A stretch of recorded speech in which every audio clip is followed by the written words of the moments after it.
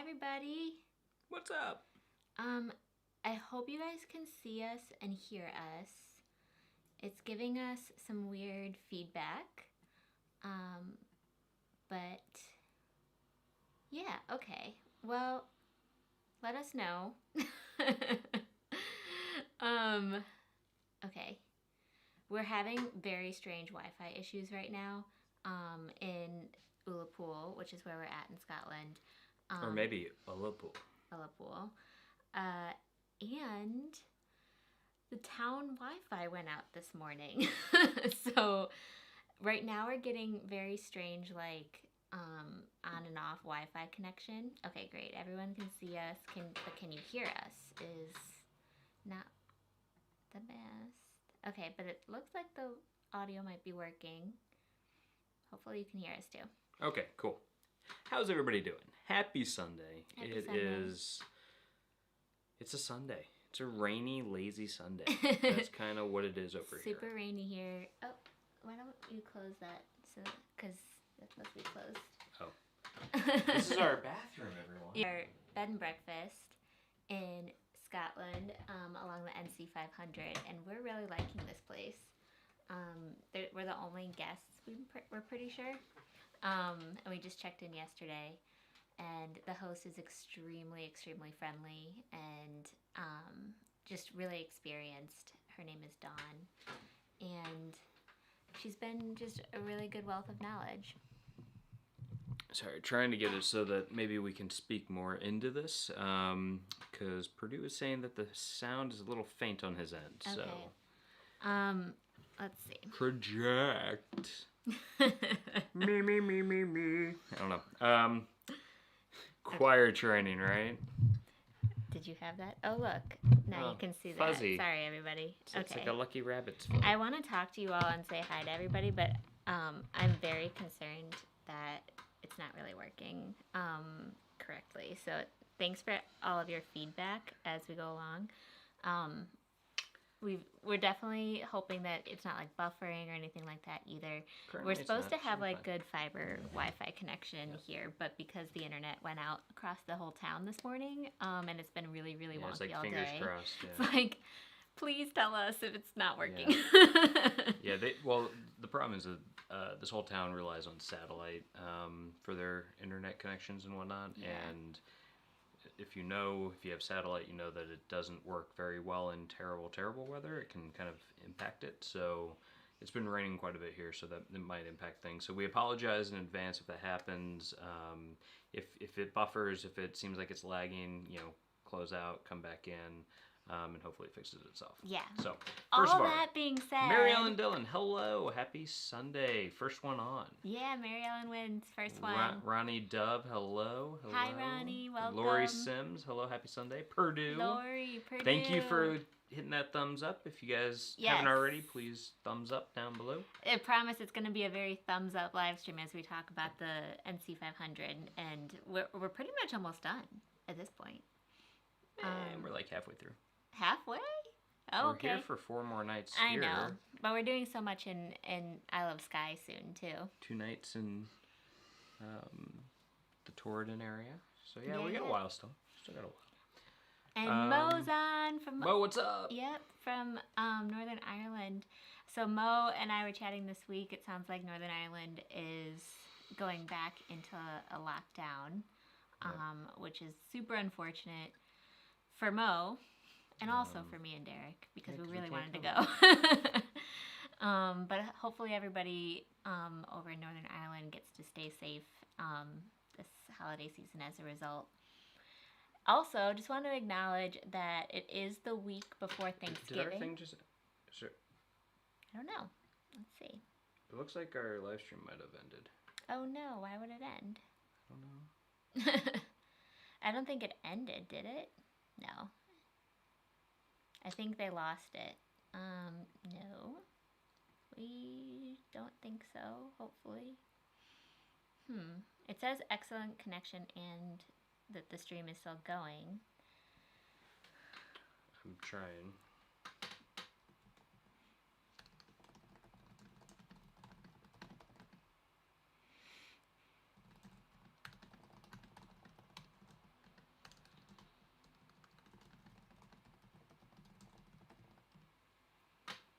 Okay, looks like it might still be working. Went away very briefly, but came back. Okay, so guys, Okay. this is the This is trials what we and were afraid tribulations of. of live streaming from the road. Yes, this is what we were a little bit afraid of. But if you just press refresh throughout, hopefully it's gonna fix itself as it should. Because, like we said, it should be a strong connection. It's just the weather here is pretty bad. So we're definitely at liberty of getting knocked out every once in a while. Okay, Roger says they lost us for a second, but hopefully it's back. Great. Okay. Okay. Cool. So also want to say hello to Nick P. Traveling with Nick P. Had a birthday this week, so happy 29. Very, very cool. And Klaus is on. Okay, welcome Klaus. Welcome Roger Sexton. Musings at Midlife. Good morning. I'm so sorry for, oh yeah, and Iggy's on, welcome. Okay, what is the NC500? Looks like a NASCAR race in North Carolina. Sounds like a NASCAR Or sounds race. like, do you want to take this one? So the NC500 is the North Coast 500. It's a route around the northern tip of Scotland, starting and ending in Inverness. We are going counterclockwise, or as they would say here, anti-clockwise. Although I'm not anti-clockwise. Clockwise is fine too. But I'm going counterclockwise right now. So that means that we're going east up to north down the west coast, and then we'll head back. So they're kind of taking a little bit of liberties from like Route 66. Route 66, yeah. Let's see if I have this good picture here. They even have like Route 500 signs and stuff along the way. Yeah. So what we're doing is we started out in Inverness and we headed up to the town of Dornoch, and then from Dornoch we went up to Wick, where we spent 2 nights in Wick. When we were in Wick, we actually went up to John O'Groats. John O'Groats being the northwesternmost tip of Scotland and mainland Britain. So at that point we became end-to-enders. Yes, That we have happened. officially driven from Land's End in Cornwall all the way to John O'Groats, which is the longest distance you can drive within the UK. So we've done it. We are officially end-to-enders. And then we're also trying to complete the whole North Coast 500 on this trip, so that way we can say we've officially done that too. So it's really exciting that we're going to be able to tackle these kind of like famous road trips of the UK. Yeah, so we went, like I said, we went from Inverness to Dornoch, Dornoch to Wick, Wick up to John O'Groats, did that, which was great, and then we headed over to Betty Hill, which sounds like a 1950s actress to me, kind of like Betty White or something like that. But Betty Hill is a really cute town. Not a lot going on there. It's pretty small, but it does especially have this time of year. Yeah, but it does have a beautiful bay, and the hotel that we were staying at looked right on the bay, which was really cool. We actually had a sea view room, which was nice. Yeah. And then from there, we did a massive day of driving down here to Ullapool, which, I mean, it was like a 4.5 hour drive, 5-hour drive maybe. There's a lot of stops too, where we would stop and see all the beautiful scenery in between. Yeah. So right now we're in Ullapool, and for those of you who've just joined, we're live streaming from our bed and breakfast in Ullapool that actually has good Wi-Fi. The problem is that the entire town relies on satellite Wi-Fi. And the satellite went out today. And the satellite went out for hours this morning. Because we're having pretty bad weather, even still. Yeah. So if we kind of start going in and out, just press refresh. It sounds like that's going to be what does the trick. So yeah, just wanted to let everybody know who's new. And welcome to all the people who are joining. Karen Mack, Julia Danier, say welcome to you. So we are hopefully, is it, oh my gosh, is it buffering again? Yeah, it keeps happening, which is really unfortunate. Because every time we go back in, it requires like the ads and everything, which is annoying. Also skip the ads. That's totally fine. if that happens. Please skip them. Refreshing is working though. Thank you. Although I do like Purdue. He says that he keeps getting IU health ads and he's protesting. Oh no. Sorry, Purdue. Hey, maybe it's IUPUI. Yeah, health. I'm not gonna lie. In some of our travel vlogs that you're gonna see eventually, Derek is wearing his IU There's a lot cap. of IU Yeah, cap. he wears it sideways too, and I keep telling him to fix it. At angles. Yeah, and I'm like, bunched Derek, up. your hat's on wrong. What are you doing? And he's like, I'm too cool to put it on right. I didn't say that. I've never said that. It's just, it happens. There's a lot of hair underneath it at this point. It's kind of like shifting around a lot. So apologies, guys, if it keeps doing that. That is annoying. I understand. Yeah. But no. So we are down here. We're going to be here for actually, was it 4 nights, 5 nights? We're 4 here for nights, quite a while. Yeah. We're going to use this as our home base to explore Western tip. We of ended Scotland. up getting to go to like a restaurant last night, which was great. Yeah. We hadn't really gone to one of those in a little while. Well, that's not true. We went to one at John O'Groats and we went to one in our hotel at Betty Hill. But like, Yeah, this we've was been like at a lot of not restaurants. connected to our hotel or to a destination. It was like, we actually got to not cook, which was Yeah. really fun. It was nice. Got steak Yeah. and fish and chips. So that was nice. So, all right. So, yeah, NC500's been good. It's been a good road trip. Yesterday was definitely the day that was like the most NC500 of all the drives, though, because it was like crazy single lane road, 25% grade. Like it got pretty nuts, I thought. And, you know, there were points where you went down and it's like that like hairpoint turn, like down a hill. There were times when you went up to like the blind summits and you just had to hope that the road didn't suddenly shift, because it's like you come over and you're like, I hope there's a road at the end of this. Eliz was extremely nervous the whole time. She was just kind of unbelievably nervous. Like, it was, especially that one blind hill. I was not into it. It's because it's a 1-lane road too. So like, what if somebody else is coming up the other side? What if we're blind and we're just like kissing like, cars? I That's not feel fun. like that's had to have happened before, and they were like, we don't need to fix this. I don't know. It's like they had an architect who was just like, that'll be fun. Yeah, That'll like, be fun. Make them nervous. oh my gosh, it makes me so nervous. And you can't drive like any sort of large vehicle down there. So once we got to the very tip of that area and the town, I think it was in the town of Stour, or it might be pronounced Stair. I actually had a coworker whose last name was this name, and I remember he pronounced it Stair. But it's spelled Stoer. And all of a sudden we saw this big red like postal van, and I was like, oh my gosh, the Royal Mail made it, the truck made it. That's good. Well, that's not even the tip. The tip is Lochinver. Yeah, That's where it's kind of.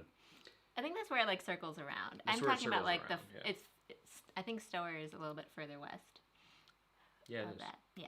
That's Yes, why I'm talking about that town is where we saw the red postal truck. Yeah. But yeah, no. So I mean, it was good. I mean, that stretch of road is the one where like that's part of the technical NC500. But if you are in like a bigger camper or something like that, which they don't recommend going on those roads if you are. Basically, they tell you don't. Yeah, they say it's not that they don't It's recommend. not suitable. Yeah, like you should not. Yeah. But you know, if you don't want to do that section, there's actually like a jut that like takes like an hour off of your trip basically on the way to Ullapool. So it's like you can turn left and like take the shortcut, or you can go right and like be like, all right, let's see what happens, guys. But because we're on the off season, we're on shoulder season right here in like November when most things are closed.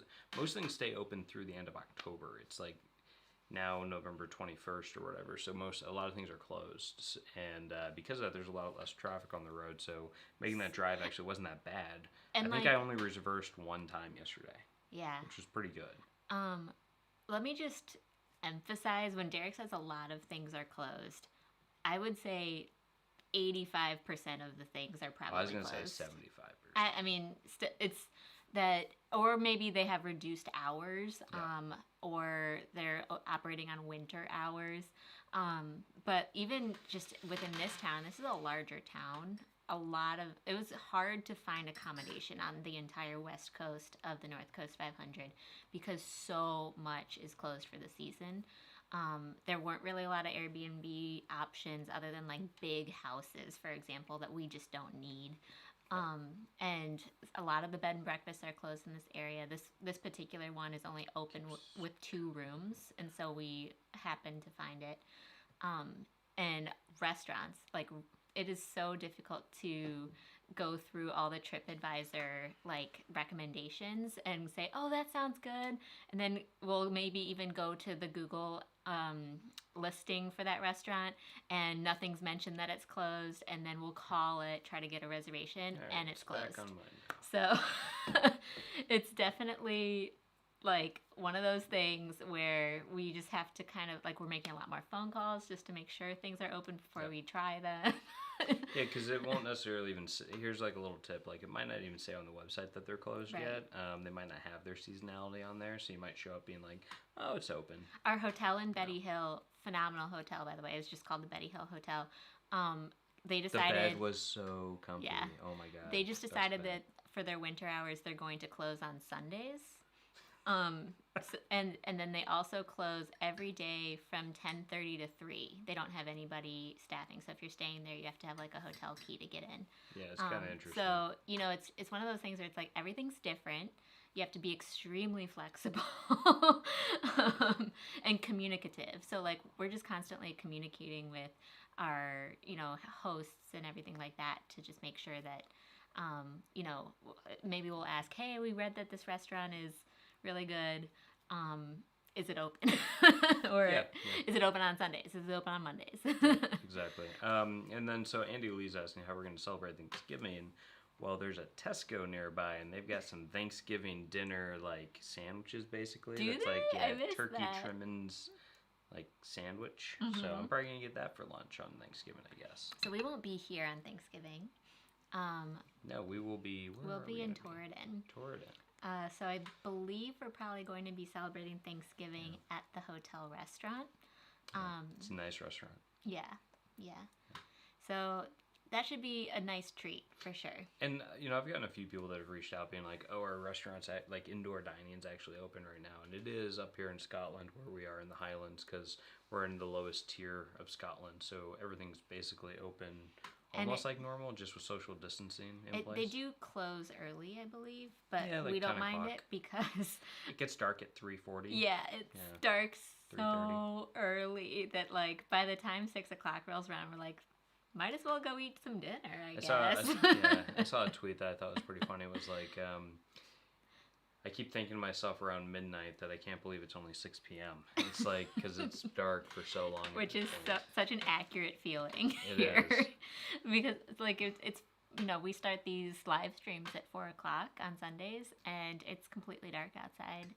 Even though there's still a lot of, like, day left.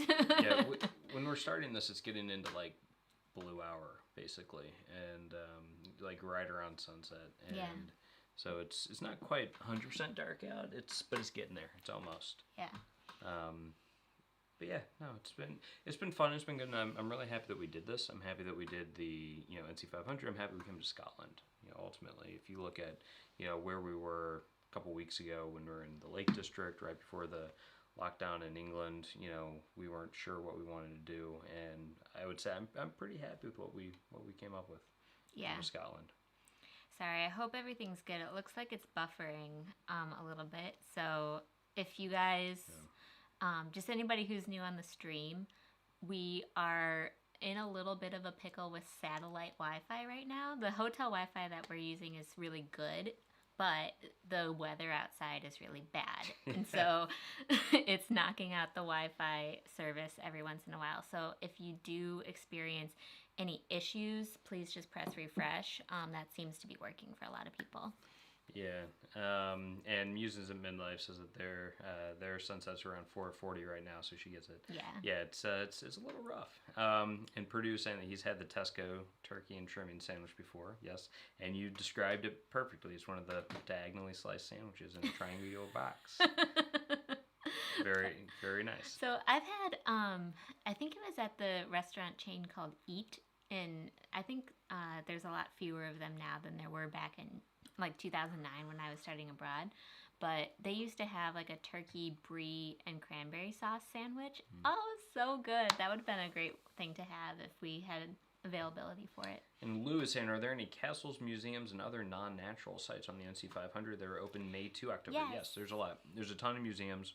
I feel like most of these like smaller towns do have some sort of like local history museum. There's a lot of prehistoric sites as well, especially up in the Caithness region, which is in like the northeast of Scotland.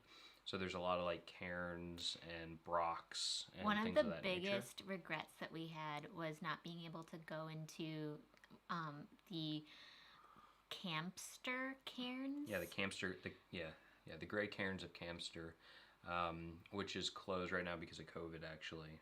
Those would be open, I think, and otherwise. it was, okay, so we have to tell you guys this because it was comical. So we get there and we're like, oh, they've created a QR code that you can scan on your phone once you're there. So that way you can see what's you can see inside on your phone. And we're like, that's brilliant. So we scan it. And there's no cell service. There's no cell service up there. So you still couldn't see. And we're like, this isn't very helpful. We're like, this user flow is flawed. Yeah. but yeah, and so we just kind of walked around. We were there completely by ourselves with a herd of sheep. Lots of sheep. And if you go there and it has been raining, make sure, like, 100% bring the best soled shoes that you have because it was incredibly slippery. Like, well, because it's basically on marshland, so they have these like wooden footpaths that you follow, and they don't have any like tread on them, so it's just like wood. And I'm sure if and when a vlog of it comes out, you'll see us many times. Like almost wiping out like constantly. I almost bit it like 5 times. Oh my gosh, yeah.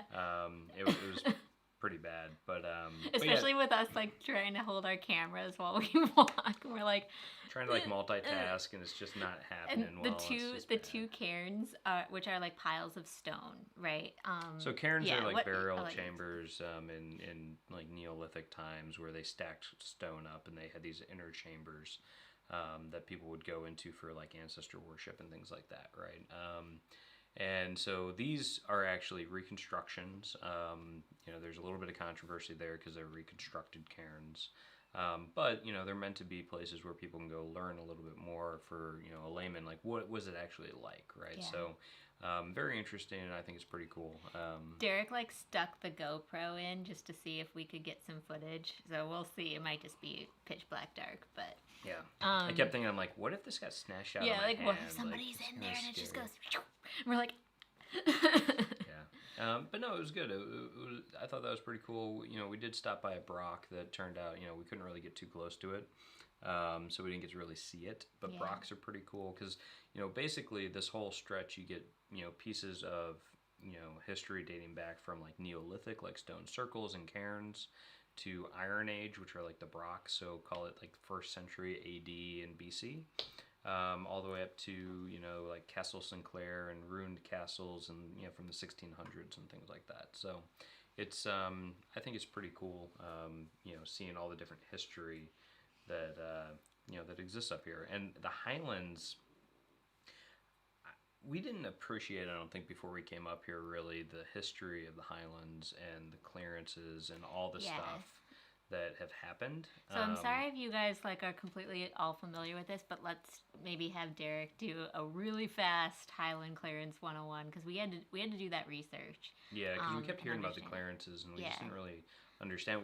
I didn't have a good grasp on the fact that today the Highland population I knew was very, very sparse. It's only like 8% of the Scottish population, I think. If not lower. If not lower, somewhere in the single digits. Percentage-wise. But back before the clearances, it was like 30% of the population of Scotland was in the Highlands. And both of Derek and I have some Scottish ancestry, but neither of us have Highland ancestry, so I think we just didn't happen to learn about this. But it's such an impactful piece of Scottish history. Okay, yeah, and the whole...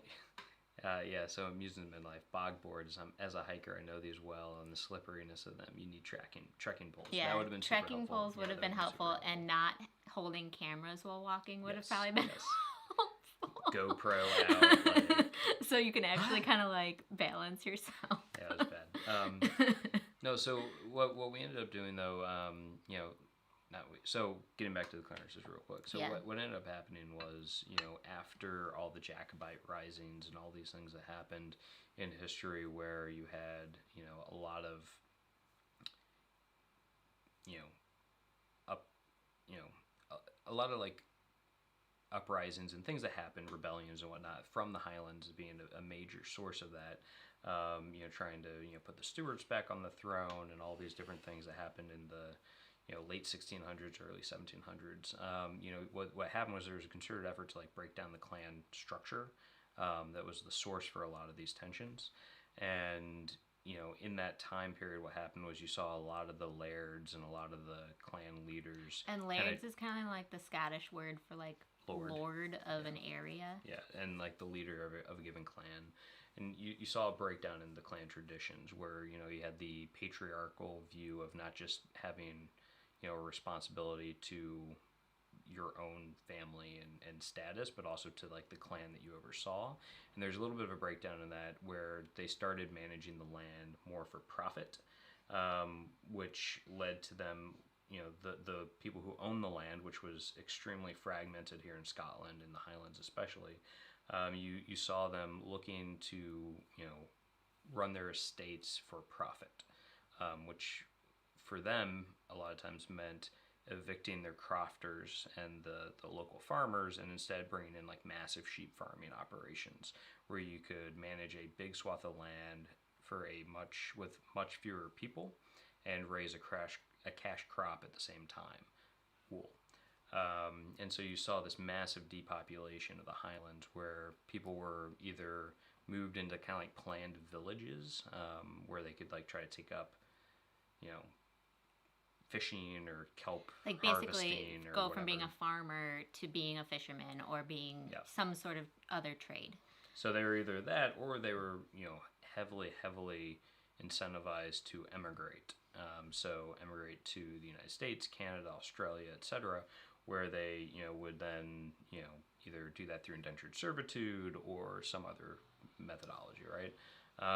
And so what you saw was this massive depopulation of the Highlands. And I am massively simplifying things. Yeah. I'm sure the Scots on here know this way better than I do. Yeah. But yeah, so it's this massive, tumultuous point in history that kind of stretched from call it the late 1700s through mid 1800s ish, I think, officially. So when you drive through the NC500 and through this area of the Highlands, you see a lot of that heritage, but you also see like all these kind of abandoned buildings, like old crofting buildings. Yeah, which that we don't would, have roofs, and they're just like stone structures that basically look like they're falling down. Yeah. And so we're just assuming that a lot of those are from, the clearances, and it's so important we realize when you're doing this road trip to understand a lot of the history of what you're seeing. So what we ended up doing was watching like a documentary on YouTube about the history of Scotland, kind of towards the beginning of the road trip, just to make sure that we're taking away some like meaningful like learnings from it. We watched a lot of like van life road trip stuff about the NC500 that just didn't mention any of this at all. So we just want to make sure that we're kind of like overly communicating some of those like sites that we see and the history behind that. Yep. And Scorpio Sue, welcome. Thank you for joining us. Hi Sue, Thanks. welcome. If you notice that it buffers or breaks down on you, the feed, please just hit the refresh button. It's working to keep people on, but it's I know it's annoying. So thank you for everybody. For anybody who's new in the live stream, we're in the town of Ullapool, which the place that we're at has great Wi-Fi, but it's relying on satellite Wi-Fi, and the weather's really bad right now. So we're getting kind of hit or miss Wi-Fi connection. So just press refresh. Hopefully it'll work. Because we've got this. It's a strong connection. It's just going to space. Yeah. So I mean, it's been interesting, learning more about the history and all that stuff. So if I bored you, I'm sorry, but we thought it was pretty interesting to watch, and to see and have a better understanding of like why are there so many abandoned buildings. Yeah, and even with like the cairns, which are of course are way older than that, just learning about I didn't even realize that Scotland used to be completely controlled by the Vikings until this trip. I wouldn't say completely. I'd But say like big, large a swaths. large swath of Scotland was controlled by the Vikings. Yeah, up here. So Julie Good, hello, welcome. What's up? hi Julie, welcome. Hi Ruth, hello. Yeah, so the whole thing about like the Viking heritage and all that kind of stuff is pretty interesting, especially like if you look at some of the places like Orkney or the Outer Hebrides, like the Isles and all that stuff, and how, you know, recently it was Scandinavian controlled. Pretty recent. Yeah. So Purdue's researching. Oh, he says research the Picts. Very interesting. Yeah. Well, it's funny because the are. Picts, you know, we kept seeing the stuff about the Picts and like the carved stones and everything. I'm like, I wonder if they're called Picts because they like to draw pictures. And then like you look into it and it's actually the same like Latin derivation for picture is from Latin.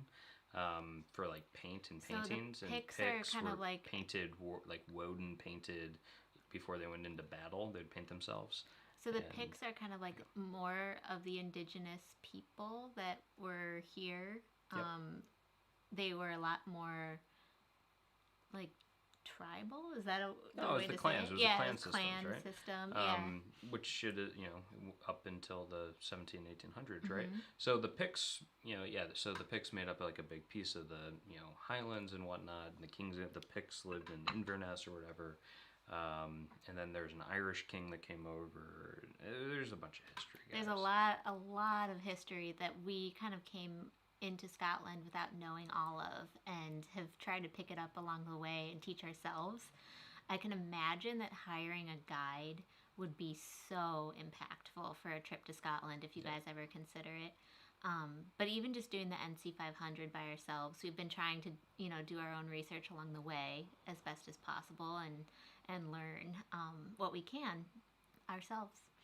So yeah, so the NC500 has been really great. We've covered a ton of miles so far, but there are pros and cons to going now versus going, you know, like during high season in the summertime and stuff like that. Yeah, We've I mean, already kind of the talked pro is about on a the few. driving front, right? The drive is so much easier right now than it would be during high season because you have so many of the single track roads that would require you to stop, pull over, back up, and all that kind of stuff. So that's the biggest pro is that you don't have much of that. Yeah. The con being that a lot of stuff's closed. Yeah. And weather-wise, we experienced some pretty harsh weather conditions, especially on the north coast. Yeah. For example, when Wind. we went to John O'Groats, the wind was crazy. so strong. It was like 30, 32 mile per hour wind gusts that like She lost her mask twice, I wish I think. could explain. Yeah, like we could barely walk to the signpost because the wind was pushing us backwards. Yeah. I could like put my back into it and kind of like lean back into Yeah. the wind a little bit. It was kind of. I lost. So intense. Derek has lost his mask probably to the wind. We're assuming. I almost lost my mask twice at John O'Groats. Yeah, I think my mask. We opened up the car door to take a picture, Yeah, and there I was, think like- it just whipped my mask. So there's out of like the one car. viewpoint that we went to outside of, gosh, where were we? It was close to Betty Hill, but it wasn't at Betty Yeah. Hill. But we pulled off, and Derek it and was I just both beautiful. opened our doors at the same time, which was The wrong thing to the do. wrong thing. Created a wind tunnel through our Yeah. car and just like whipped some And stuff so out like of it. certain things kind of started rolling down the hill that were not secured, which we assume that might have been when Derek lost his mask. So The good news was I only lost a cheap mask and not my Yeah. expensive cashmere scarf. yeah, so it's like don't wear scarves. If you wear hats, make sure they're like beanies that are secure to your head, not any sort of hat with like baseball cap. No. Yeah. So yeah, it's definitely been learnings like that. I feel like a lot of we're gonna probably put out some of these learnings into like an official video, but you know when you're watching a lot of like NC500 videos on YouTube, I feel like they don't mention these things, and I'm like, are we the only ones experiencing this? Maybe. I don't know. I Maybe. don't know. Maybe other people were just like, of course it is. Yeah, like obviously there's 32-mile-per-hour winds. You're like, on the north coast of Scotland Yeah. in November. What's wrong with you? Iggy, that's really interesting, saying about history, and that the saying to know something by heart was because hundreds of years ago they believed that was where memories were stored, in the heart. Oh, not in that's the head. awesome. I didn't know that. I mean, cool. Yeah. They also thought some weird things about health, like the humors and like leaching and all that kind of stuff. So Yeah. we've come a long way in a few hundred years. Yeah. So, I hope you guys are liking us sharing about the trip so far. We did kind of create a list of things that we wanted to, like little learnings and stuff that we wanted to share on the live stream. But if you have the NC500 is about, traveling to Scotland too, please shout them out, or just traveling in general. Yeah. Because Road trips, we always we've done a love lot to of road do tripping. Q&A as well, and make sure that we're helpful to what you guys are interested in. Yep. Because we can talk about what we've experienced kind of in that interim, but if there's questions we can answer, like, we're here to help too. Yeah. I think the biggest thing for us being, in terms of learnings is that, Okay. I've pulled up our list. She's got the list. I've pulled up our list. So, some of them are funny stories, but anyway. And so, let's just start with the fact that how many rainbows have we seen, Derek? Well, 2 of them were double 5 rainbows. if you count the double Yeah. rainbows. So yeah, we saw 3 different rainbows take form today, which was pretty dope. I liked it. We got that on video. We got a lot of pictures of those. 2 of them being double rainbows. It was pretty neat. Yeah, so we have Land of great rainbows, who videos knew? of those. Any favorite Scottish foods? That's funny because I always say Scotland's one of my absolute favorite countries, but the food is not my favorite food. It's one of my favorite countries despite the food. I enjoy good fish and chips, which is just very British, but Yeah. they have them here So too. I guess Not a big you're haggis pretty fan. safe. It seems like Ooh, good. Cullen skink is really good. Cullen skink is like their fish chowder. Yeah. It's very hearty. It sticks Derek to the loves it. ribs. And if as you they say. like clam chowder at home, that's going to be really good Yep. for you. I love oysters, so whenever I see oysters on the menu, I Some good fresh order oysters them, are and here. they have great fresh local oysters. There was even, oh my gosh, I it was had so lobster cute. while we were here. When we good. were in Inverness, which is on the north coast, population I think 400. So it's a small town. We went to the local convenience store, grocery store thing. It's a Spar for those familiar with the chains in the UK. And outside of the Spar, there's a bulletin board with local Ads, basically. ads Yeah. and whatever's going on in the town. The car, I'm like, oh my gosh, it says local oysters. So I run out of the car and take a picture of this because this sign, I swear it says fresh local oysters, call George, and then gives George's phone, or call or text George, gives George's phone number, and then it just says Or text Michael. And I'm like, Well, the or funnest Daniel, or part whatever is his it was name is. but don't call him. It's definitely don't call him, but you can text him. And I'm like, oh, if we were just staying here longer, I would totally do this. Just for the ability to eat super local oysters, Yeah. straight out of the lock. But Sounds really good. Yeah. So yeah, sticky toffee pudding. Yes, Al, they do have sticky toffee pudding up here. I did not order it last night because we were stuffed after yeah. our. So we our got meal, but- the steak special last night, and then fish and chips, and split it 50-50. It was And then good. I was going to order. You were gonna order the sticky toffee pudding, and I was gonna order a vegan brownie and ice cream. But then we. So maybe later this week we'll do that. But yeah, sticky toffee pudding's on almost every dessert menu. I Most, feel.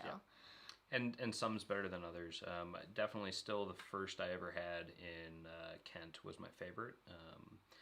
but I need to try one up here because the place we went to yesterday is called the Arch Inn, and it says it's homemade sticky toffee pudding. So I feel like that would be pretty tasty. Yeah, and we're probably gonna go back at some point while we're here. There's not that many restaurants to choose from. There's I like think we're 15, gonna I do think, right now Chinese takeaway tonight, and then they were talking about our B&B host was talking about how an Indian takeaway is pretty good, but that's basically it. And the Katie rest Smith, is like, welcome. hi Katie.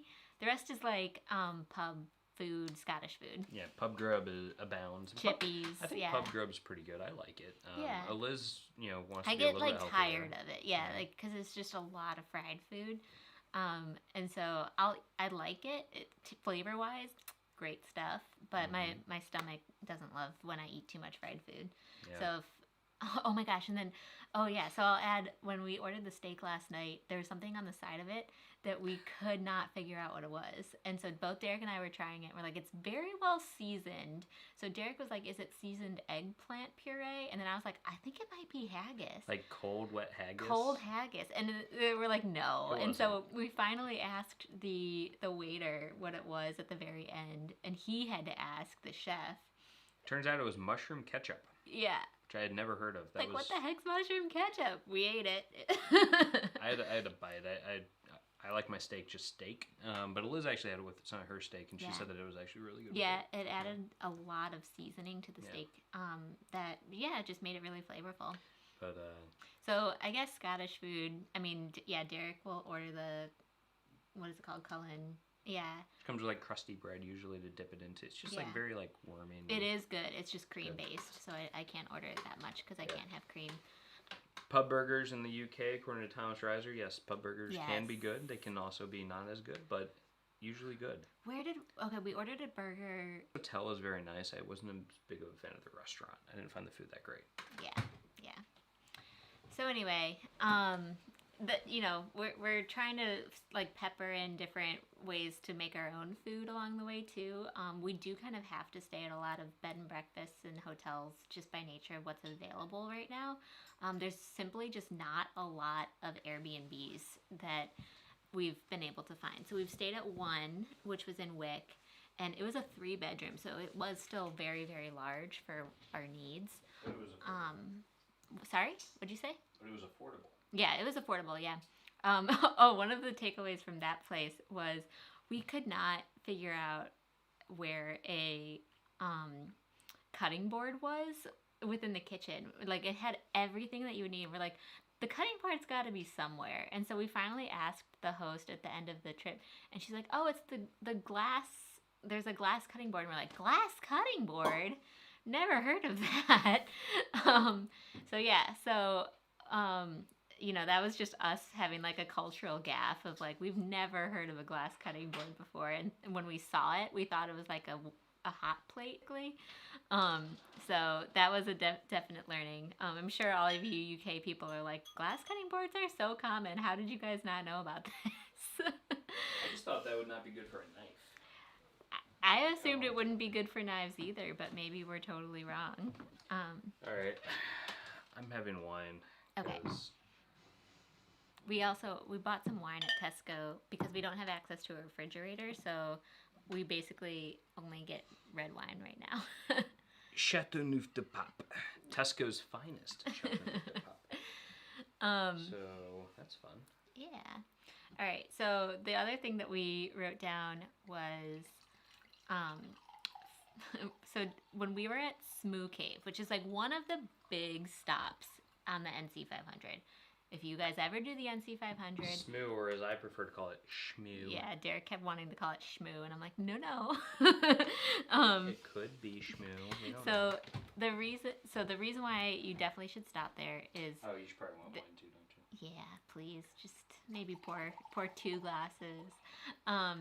So it's beautiful, and it's has a very large opening, so it's like just really accessible as well. The largest in the UK. Yeah. Oh, is it the largest in the UK? That makes sense.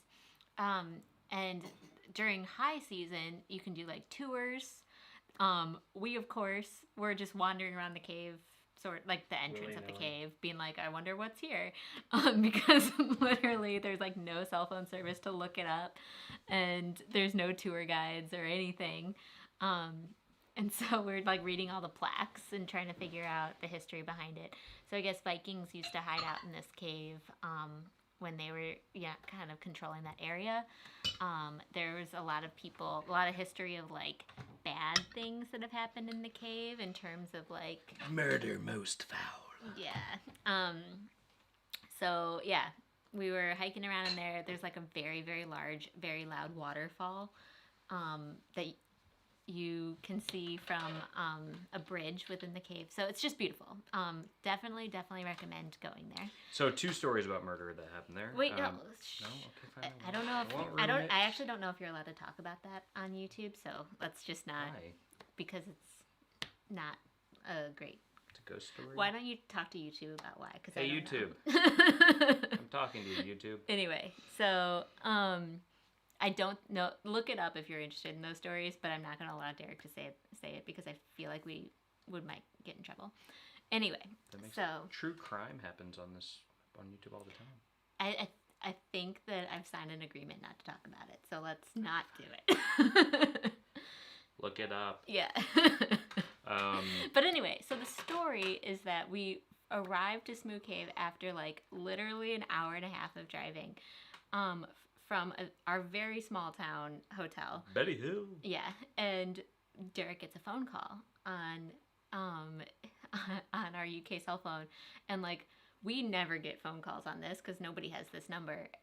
But we've been giving it out for like NHS track and trace and stuff like that. And we're like, oh my gosh! And so Derek's on the phone, and I'm like, oh, they're going to make us have to quarantine in this like terribly small town with a horrible restaurant. Like I was so scared. And then I'm like, who are you on the phone with? And he's like, one sec. And I'm he's like on the phone and he's like, okay, so we've been here and we've been here, but I don't know what exact postcode we're in. And I'm like, no, we're going to have to self-isolate for 2 weeks in this place, and I don't want to be here for 2 weeks. And so then he gets off the phone and I'm like, who was that? And he goes, oh, it was just our next hotel asking where we've been. And I'm like, you could have just said something. That would be weird. I was talking to somebody. But still, like I was freaking out. Yeah. Of course, we're being very, very forward about where we're going. We're adhering to all of the policies. So, it was just one of, or that would have been just like the absolute like my least favorite place to have to self-isolate of this entire trip. It was beautiful. And the bed was great, so I wouldn't have minded, honestly. The bed was awesome. I could sleep on that bed. But it's closed on Sundays. But I could sleep on that bed for 14 days. We would have had to figure out how to live on Sundays. Yeah, I don't know. So real quick, though, Thomas Reiser talked about pub burgers real quick in the UK, and the steak that we got yesterday came with onion rings. And fun fact about her is that she's never had what? I've never had an onion ring. So she's never eaten onion rings. At this point on purpose, obviously. Like I need to be able to maintain a fun fact when people ask me like what's a fun fact about me. So that is my fun fact.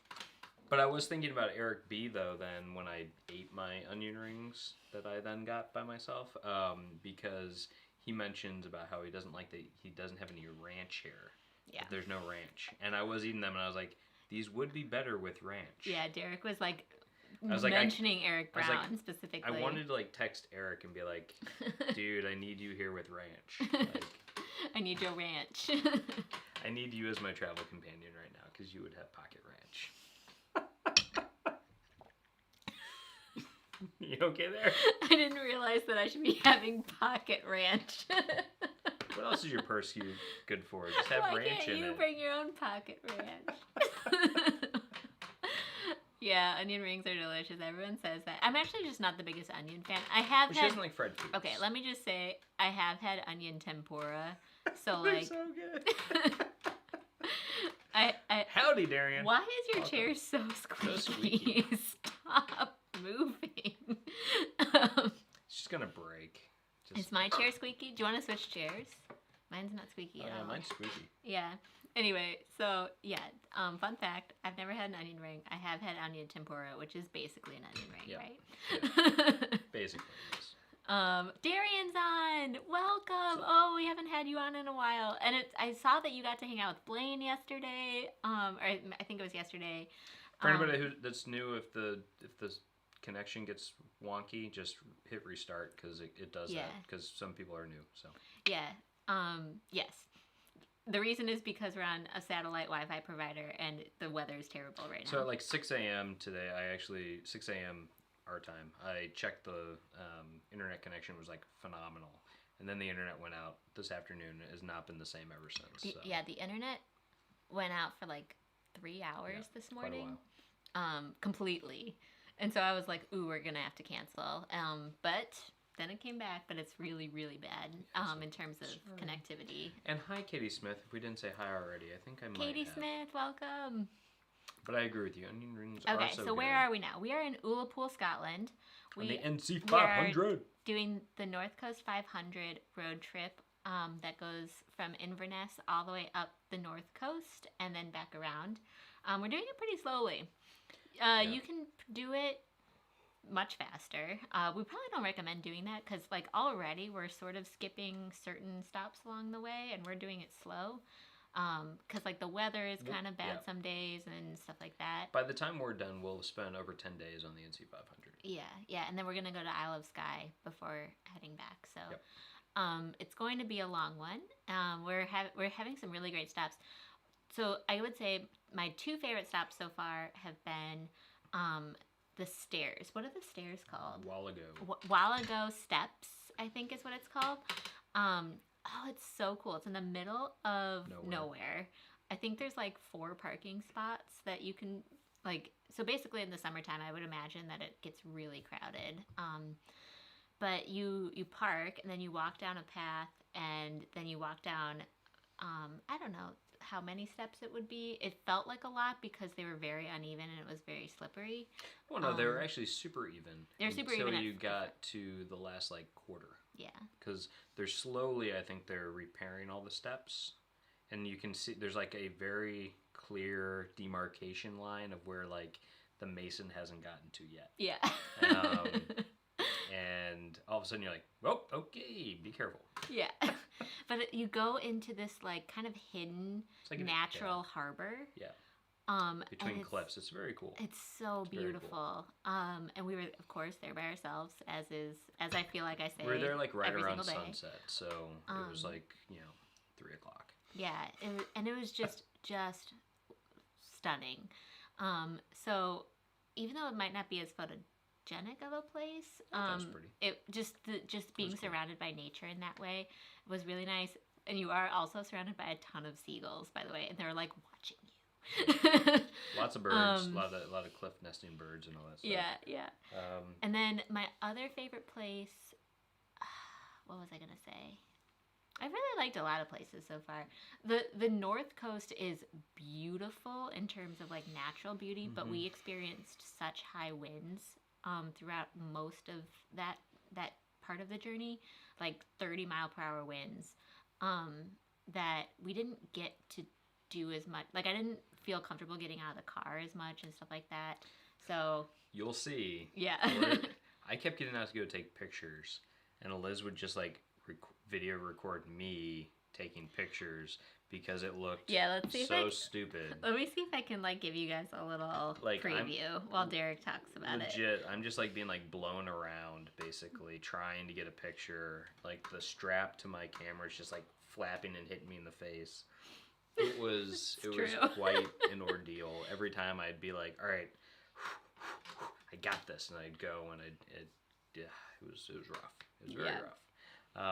But you know what? I think I hopefully got a picture or two out of it that I'll post to Instagram. It'll be nice. All right. I think I can probably do. You might not be able to see this very well though. Okay, hang on. Oh, this is good. All right, you guys have to like watch the video though to see. I'm just like trying to take pictures. The wind blowing me around. I can barely stand up. And I'm just sitting in the car like, oh, that looks like it sucks. I I wasn't like hamming it up for the camera. No. Like I didn't know that she was recording me until I was walking back. And then I was like, oh, okay. That happened. And my hair started out the day looking like this. Yeah. And by the end, my hair was just like it was everywhere. Crazy. Absolutely crazy. Hey, Hughes Cruisers. Cruisers, Welcome. what's up? Thanks for coming back on the live stream. Yeah, so we were just talking about the insane winds that we've been experiencing. I think it's like a seasonal thing. I think most people don't experience it if you're going during high season here. Or if they do, they don't seem to talk about it on their things. Well, they're recording outside, which means that they're probably fine. Because it's like literally impossible to record any sort of video right now. Us at John and Groats was just comical. Because I was like, there's no way we can talk. No. Basically. We're just like being like battered by the wind. So we recorded a little bit from the restaurant before we went out, and we're like, okay, we're not going to be able to actually talk once we get to the signpost, but we're going to record our journey to the signpost right now.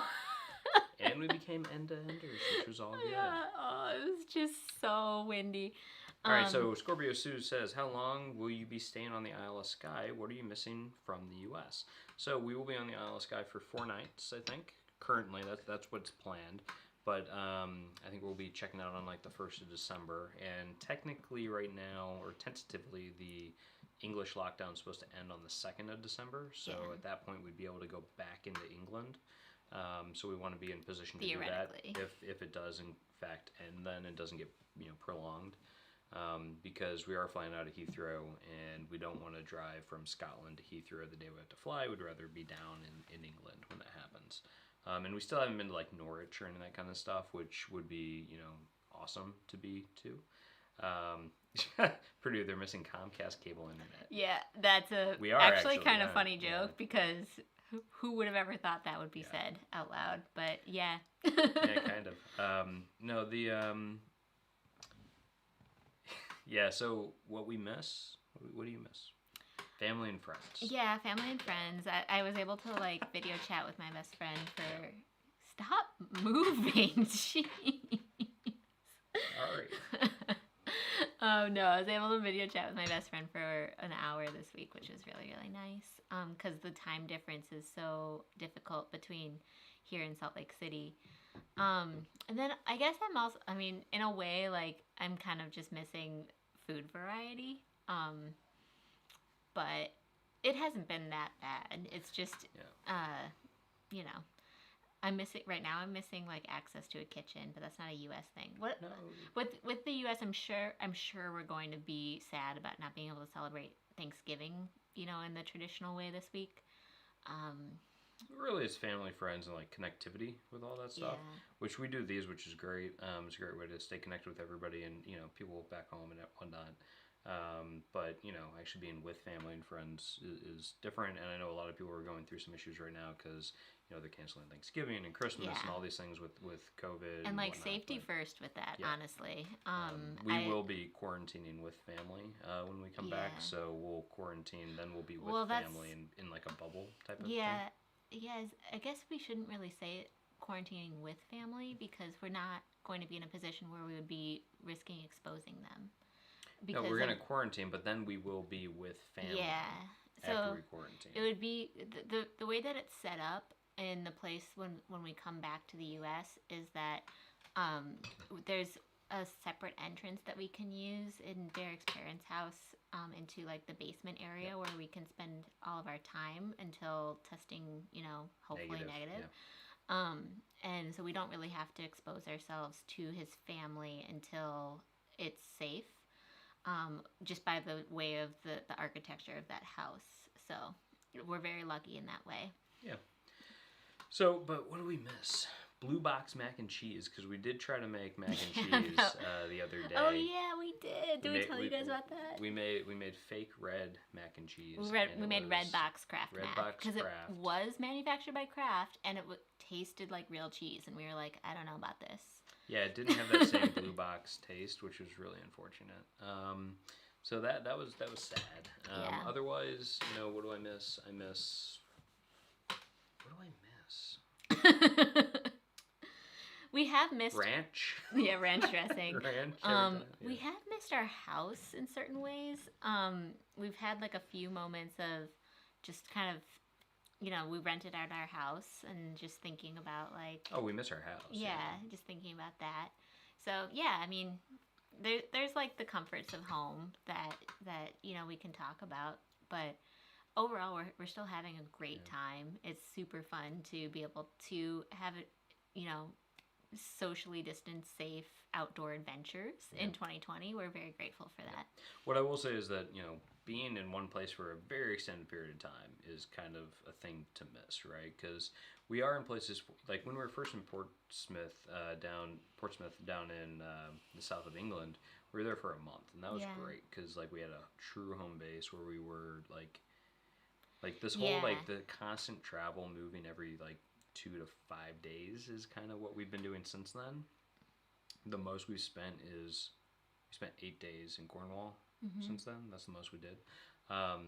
Which was also great. Spending that amount of time in Cornwall was nice. But like having like a true home base, like that's one of my biggest takeaways from this whole trip is that having more longer stays, if you're trying to do this for the long run, is important. So we're only doing this for like the 3 months or whatever. But if we were, in that point in our lives where we were saying that like we're going to just travel and that's what we're doing for the rest of our lives, it would definitely be, I want to spend a month here. A month or 2 more, months, 3 months in a given place before moving on and really explore that area and find a real home base that you want to use. Yeah. So that's the biggest thing for me. Moving every like 4 or 5 days, it just becomes it's a lot more expensive.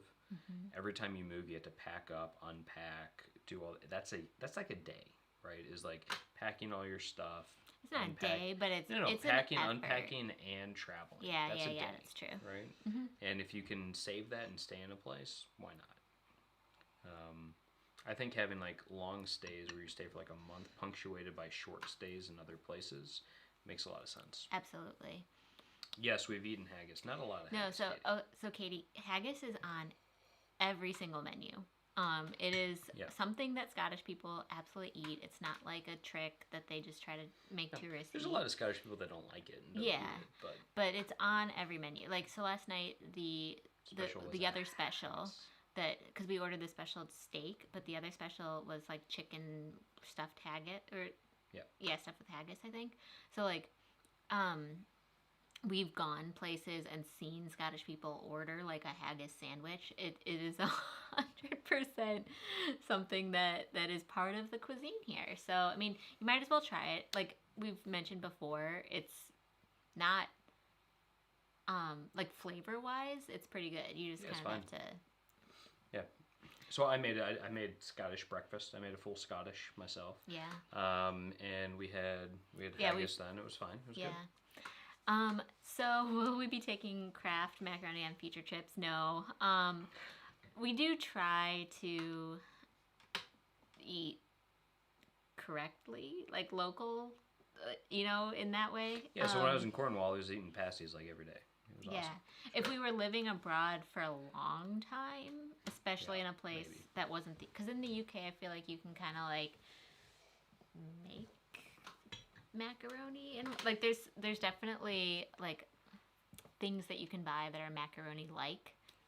Well, they have you can get elbow pasta. Yeah, it's just not Kraft, but you can totally make like a macaroni type thing. But if we were in a place that just didn't even offer that, maybe we would get it shipped to us. Get the care packages from mom and dad sort of thing. Just like the comforts of home, because it's not something that we eat regularly in the U.S. It's just more about like ranch. I don't have ranch that often. Yeah, in the US, no, but like, not.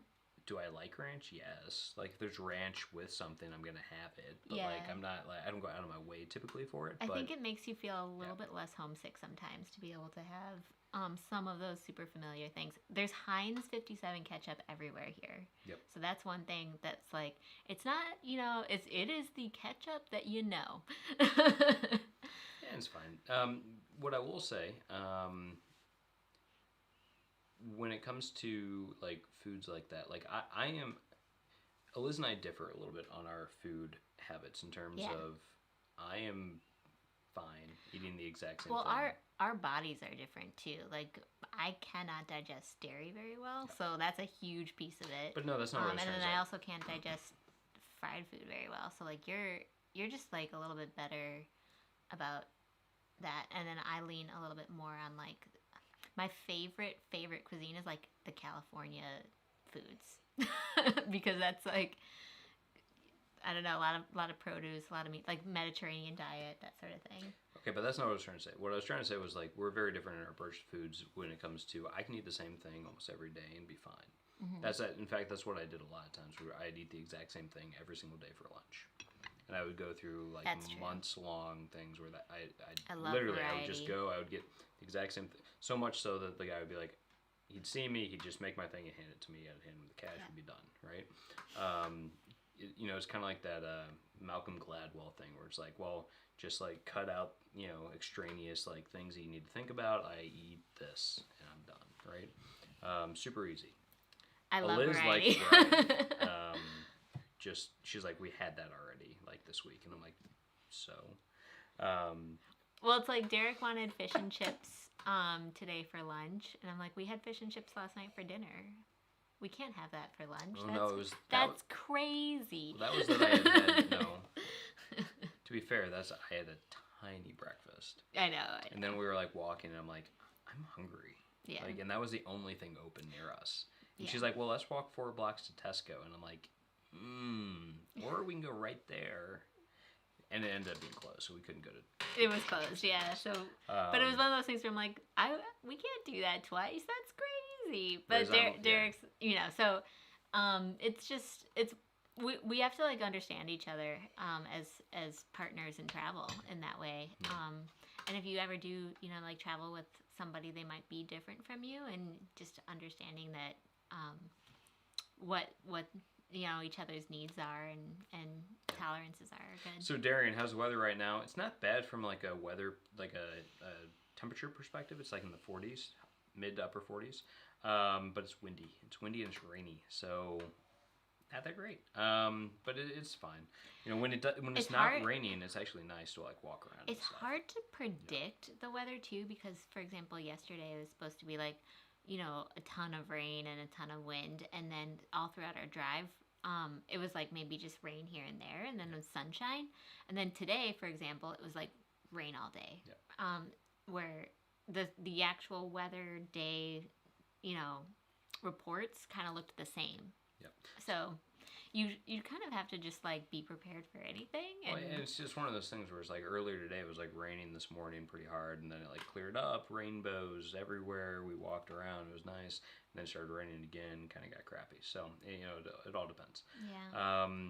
There is a question about, is there any more talk about allowing people like Americans in if they do 4 to 5 days of self-isolation and do the tests, I assume? Ooh, that's a great question. There was the news about American and British Airways. I think we're going to start doing like testing and stuff as a way to try to help get the UK government on board with this idea.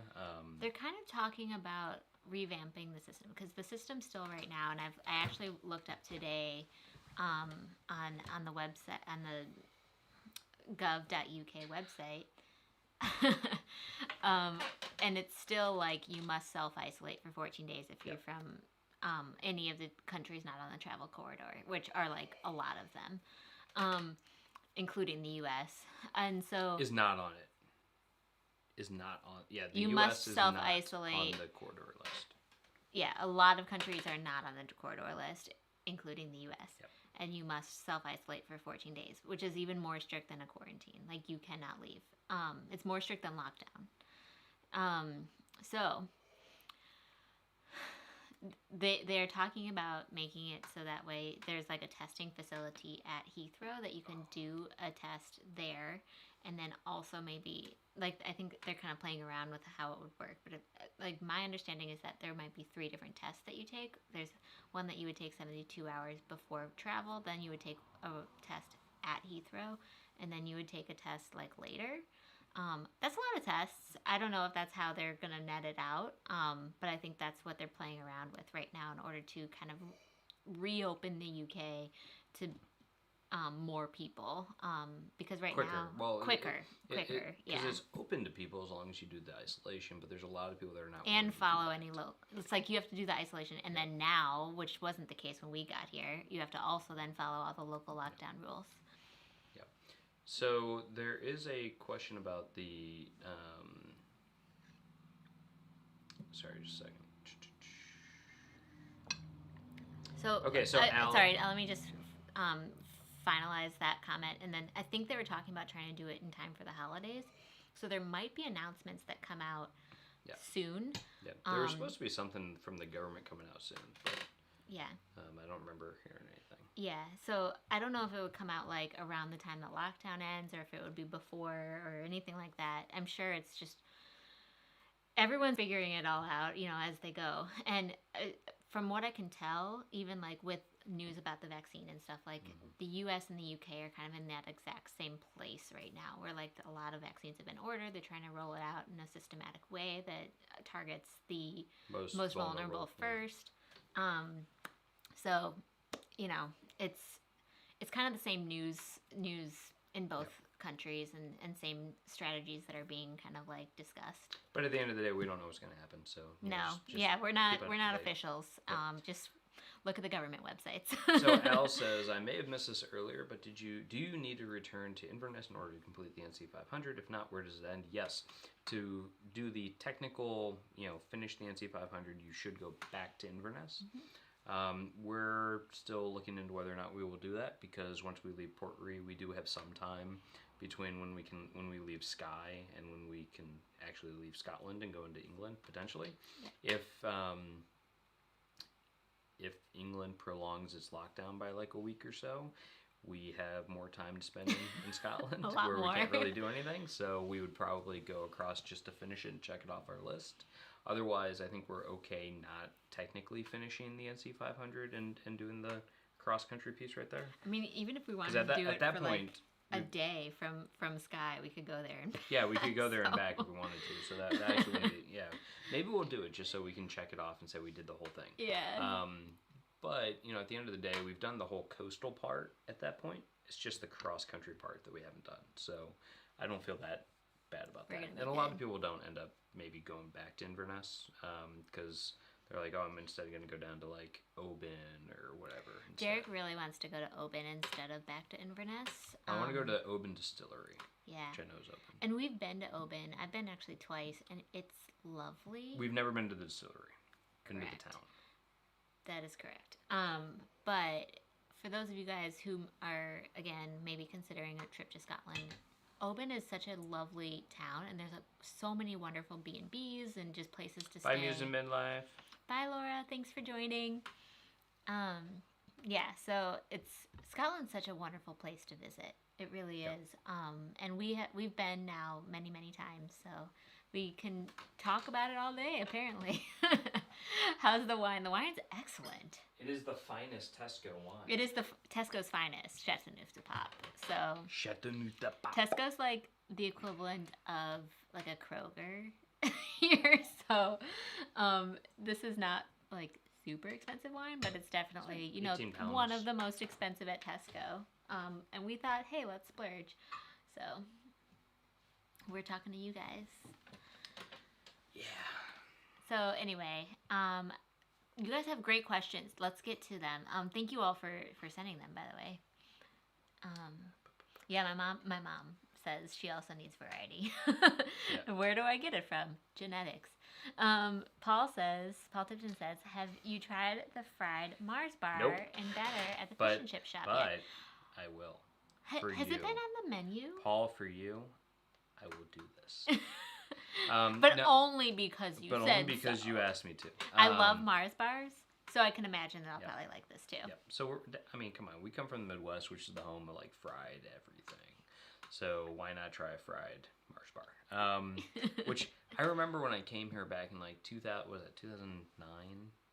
Is that when did we study abroad? 2009? 2009, yeah. So I remember when I came to Scotland in like 2009, and I was riding on the train from London up to Edinburgh, and the guy next to me, this guy from York, I still remember his name. His name was Alistair, which I thought was like the most British thing ever. That's a fun name. It's a fun name, Alistair from York. And he's like, I still want to go to York. York is not letting us in. Sorry, York is. I interrupted. Go ahead. Alistair I want from to go to York as well. But no, so this guy's like, yeah, Scotland's beautiful, but the food's terrible.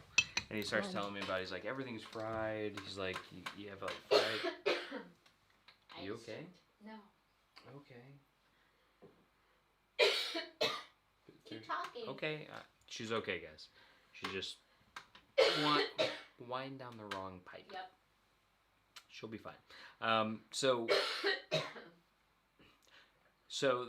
the thing that I'll say is that yeah, he was not very complimentary about the food. I find the food up here actually pretty nice. I don't mind it at all. But he had other thoughts, and he mentioned the fried Mars bar as an example of like, he's like, yeah, I mean fried Mars bars and fried fish and fried everything. So I don't mind it. So Marilyn Dillon says, I remember missing salad so much when I was in India for 22 days. Yeah, because Indian cuisine is not known for its salads. Lots of curry. They actually fry quite a few things over there. A lot of good vegetable dishes, though, because a lot of people in India are vegetarian, vegan, etc. So you can get a lot of good like tofu dishes, a lot of good,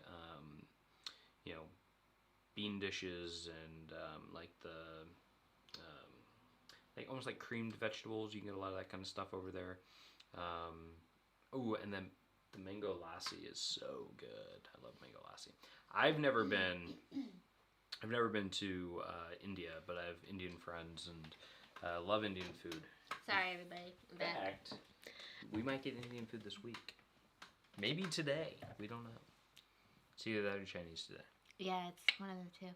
Man, my voice is still like, I choked on that wine so hard. It was like, sorry.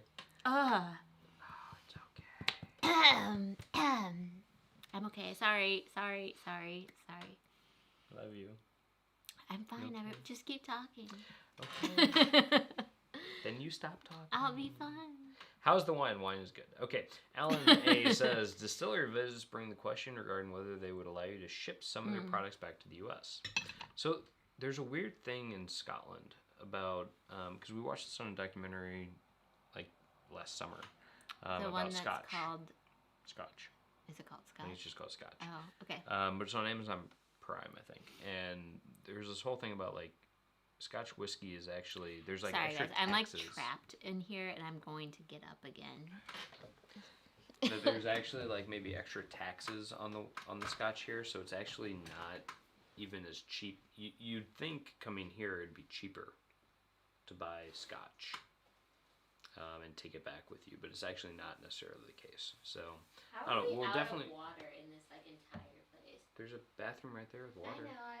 I'll just fill it up in the tap, but it's Okay. like all over our water. Oh wait, here's a water bottle. Okay.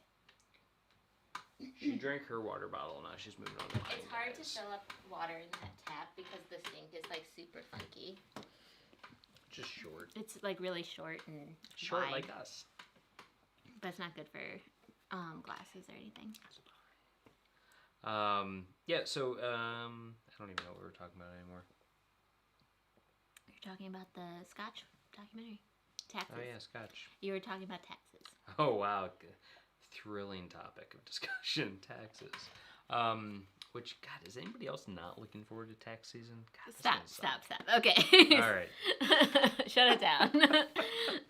Okay, so let's not talk about that. But and no, let's but talk about we whiskey. won't be taking probably any Scotch back with us, but we will be having a few drams with the tour, which is like shots, and enjoying it. So that'll be good. The reason why I want to do Oban though is because if we're staying in Oban, we can walk to the distillery, have our drams, and then walk back to our hotel or whatever we're staying in, as opposed to like driving to a distillery, having a few drams, and then having to sober up before going back to our place. Yeah. Because I'm the only driver, and I'm the one who wants it. Yeah. And she can't drive because I could rules. drive physically. It's just we follow the Technically, rules. yeah. Yeah. Okay, wait. Mary So Ellen says you can't eat their veggies in India unless they're cooked well. I can't eat spicy food, so she didn't have much to eat while she was there. I'm sorry, Marilyn.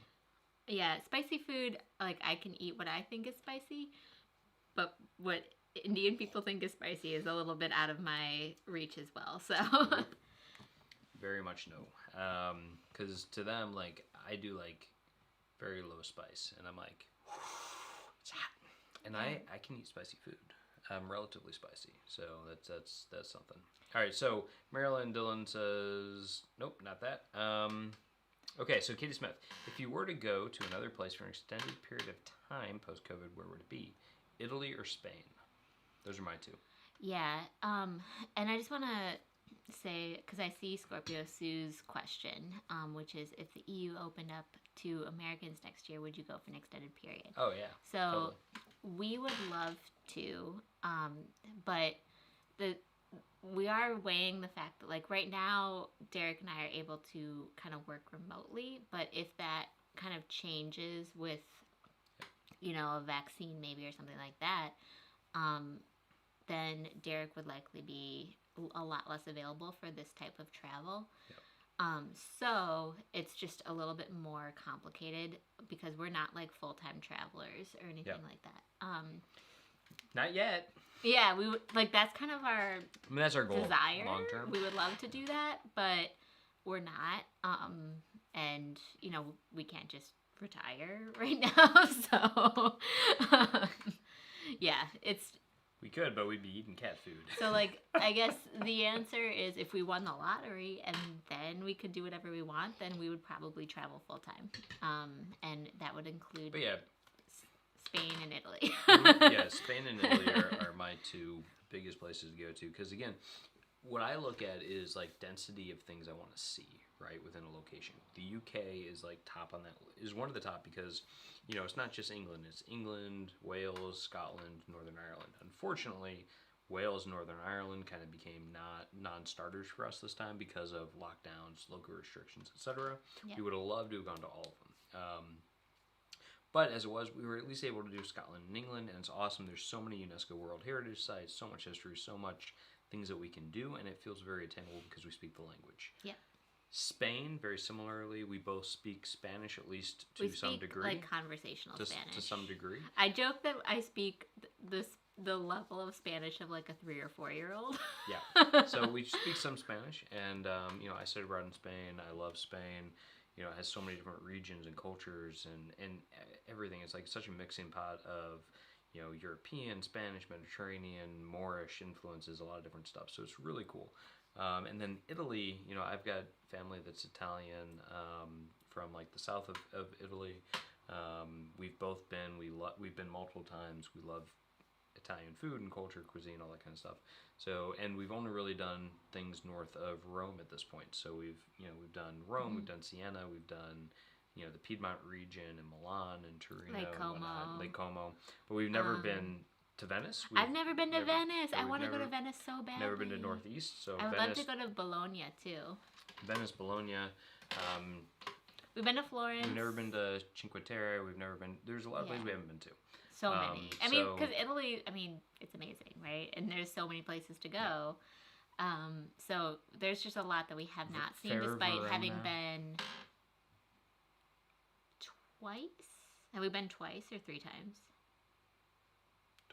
Twice, but for like very different stages in life. Yeah. For extended periods of time, both times. But like, we've been there 2 weeks now. We spent 2 weeks in By the way, I just want to welcome, it seems like we have a couple new people on. Michaela Lee, and then also Eric Brown. We were talking about you earlier because Derek was craving ranch and he thought of you. I had onion rings last night. I think we said hi to Paul Tipton already, but also Mike Martinez. Welcome to you as well. So for those of you guys who are new on here, we just want to like verbally say thank you. Thanks for joining, first of all, because you're awesome. And Vega Bonnie. And Bonnie's on. But just real quick, because so we are having some weird internet issues in this town. We are in Ullapool, Scotland, and the actual hotel Wi-Fi is great, but because the entire town operates on satellite Wi-Fi and the weather's really bad, it's been going kind of like really wonky. So if something happens where we start buffering or something like that, just press refresh. And I feel like that's been working, hopefully. Knock knock on wood. Yeah. But like the Wi-Fi went out across the entire town for 3 hours this morning, Yeah. which apparently never happens. Yeah. Although, I mean, it does seem to be a little bit better recently, so knock on wood, it stays okay. Yeah. So Michaela Lee asked where in Wales would be hoping to go. She lived in northern Wales for 2 years, and she lives in Chester now, which is like right on the border right over there of England and Wales. Fabulous. So that's very cool. Ancient town, very nice. We actually really want to go to Chester. Yeah. But It's a little close to like Manchester and everything for us. But it's a little close to Manchester and Liverpool that are very affected right now. Yep. So anyway, we've been to northern Wales before. We've been to Llandudno. We've been to Carnarvon, Conway. We've been to Betws-y-Coed. And we loved it. We if loved anybody it. is interested in Snowdonia Wales, National Park is awesome. Mount Snowdon, climbing up to that is fun. separately, I have also been to Cardiff and Swansea. I've never been to the south. When I was visiting a friend of mine who was studying at Swansea University when we were studying abroad together. Yeah. So it's a beautiful country. I absolutely feel like Wales is like one of the most underrated You places really want to to do visit. was it the Pembrokeshire coast? Yes, and my top thing that I want to do, is the Pembrokeshire coast that I have not already done. Yeah. So if Wales became accessible to us, we would 110% be going there. But as of right now, they're not letting anybody in. Yeah, what they're saying. So they've left their lockdown phase, and so people within Wales are allowed to travel around Wales. But the government has said that they don't want people coming into Wales unless they have a justifiable excuse. Yeah. Us on tour is not a justifiable excuse. Us, like we want to come see your country, not an excuse. Let's hang. We love it. Yeah, so that's not a thing. So if you're planning a trip to Wales, though, my number one place. So we stayed in Llandudno, and we stayed at a beautiful hotel there. But my number one tourist attraction. That's true. That was awesome too. Yeah. Number one tourist attraction of Castle Carnarvon. 100%. And we took, so this was pre-COVID, obviously. So we took the guided tour. It was like a free tour with a free guide. It was nice. I don't know if it was free, but it was like maybe a couple pounds extra if it wasn't. Okay. So worth it. He explained all of the different parts of the castle and just really brought it to life. Yeah, and I mean, it was also good. He's very much, this is an English castle in Wales. It's not a Welsh castle. Welsh castles are like little towers on hills. Yeah. The English are the ones that brought, the Norman design of castle building, and it was all to subjugate the Welsh, right? So it's like Carnarvon is this grand castle. It was built to be like a royal palace almost. It was, massive, but it's, to the local Welsh, it's this monument to the subjugation of their peoples, right? Because the Welsh, no matter what they did on the outside, couldn't break in, and all the castles had access to the sea, so they could always reinforce it. And if the worst came to worst, they could actually like abandon the castle because the English had supremacy of the water. So you learn history, right, in the process that this is not actually a Welsh castle. This is actually English. There's like real contention here. And Michaela, I don't know it's really cool. You lived in Carnarvon or not, but if you were maybe perhaps trying to like do a slow tour around and you're thinking about staying in Llandudno or Betws-y-Coed or something like that, instead of maybe staying in the town of Carnarvon, I would maybe recommend the town of Bangor, really close to Carnarvon, because it does have a pretty like sizable university. Well, she used to live in northern Wales. Yeah, no.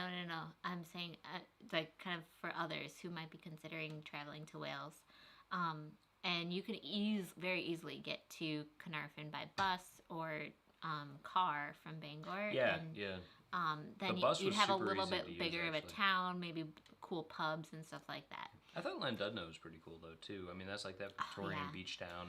Llandudno is great if you wanted to tour the Conway Castle too, because they're like kind of like I don't know if it's like officially a sister city, but they're like kind of sister cities. They're like right next to each other. Yeah. But yeah, it's really cool. Iggy, ole Spain. Yes. Have you been to Italy? Yes, we've been to Italy. We just talked about that. Yes.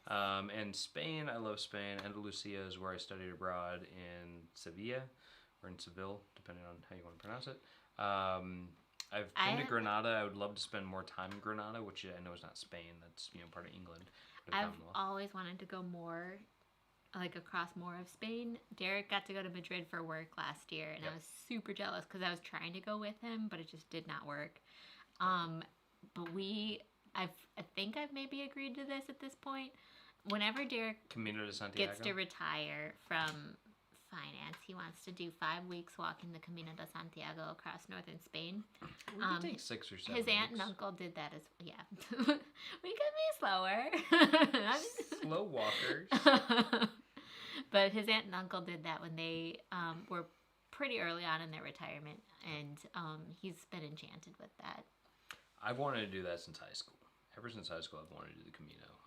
When my history teacher in like junior year had on his wall the Compostela, which is like the writ of absolution that you get by finishing the. I'm Catholic, right? So I believe in this stuff. So it's like, sweet, all my sins are absolved. That's great. Let's go do it. By the way, James, aka Purdue, it's so good. The Way is we great. watched The Way. Actually, I love The Way. So that's with Emilio Estevez and Martin Sheen. Not Martin Short. That would be a very different movie if Martin Short was in it. Yeah. If you want to learn more about the Camino de Santiago and you're kind of like missing Europe right now, that would be a really good movie to watch, I think. Because a lot of people do it, not just Catholics, but anybody who's maybe spiritual or people who just want to like a change in their life. Yeah, if you're big into walking, it's a pilgrimage that really, it's approachable, because my understanding is after the Pyrenees Mountains, much of the walk is pretty flat. And you stay at hostels. You're not camping necessarily. So you don't have to like carry a bunch of stuff with you. Yeah. Like that's one of the things that they talk about, is that a lot of people make the mistake of over buying stuff and like bringing too much gear with them. When in reality, you're walking through a town usually in a day, so you can stop off, buy lunch, buy things, buy waters, so you don't have to like carry everything with you as you go. Which to me, as opposed to like in America, where if you do like a big walk or a big hike, you're doing like the Appalachian Trail, you're doing like the Pacific Crest, the PCT, whatever. And those you have to bring everything with you, right? You're doing that in like hiking boots with like, you need camping gear, you need all this stuff, right? You definitely don't need that in the Camino. So I totally missed this, I think, during my coughing fit, but my dad was kind of trolling us that Spain has more daylight right now. And then Mary Ellen was saying, did you just break something? No. Okay. Oh, you just knocked it off. I knocked the star off. Yeah, there's a star on this table. And then Mary Ellen was saying she was thankful for the Weston's Western menu. Yeah, that is one thing that if you stay at Western hotels, like when we were in China specifically, we stayed at the Rosewood Beijing, which... Beautiful hotel. If that's in your budget, Bed, stay there. Not comfortable. Yeah, not everything was perfect except for... It was like so weird. I would not rate it it was definitely a 5-star hotel in every single way, 100%. But the bed was Eastern. Better. I would say the bed was Eastern, which meant it was super firm. Yes. Like traditionally in China, the beds are incredibly firm. I've heard it has to do with Mao's Little Red Book about like have a mattress that's not comfortable, which means that you'll wake up and like do more work. Yeah. I don't know if that's true, but that's what our tour guide told us. But like every bed that we slept in China was that way, because we didn't stay at any of the Western hotels. So if that's like your number one thing, definitely stay at like a Hilton or a Hyatt. But otherwise the Rosewood was perfect, and the breakfast buffet was awesome because you had all of the English, like if you were from England, you could do all of your English breakfast. If you were from America, you could do all of your American breakfast. If you were from Asia, you could do like Janbing. Like okay.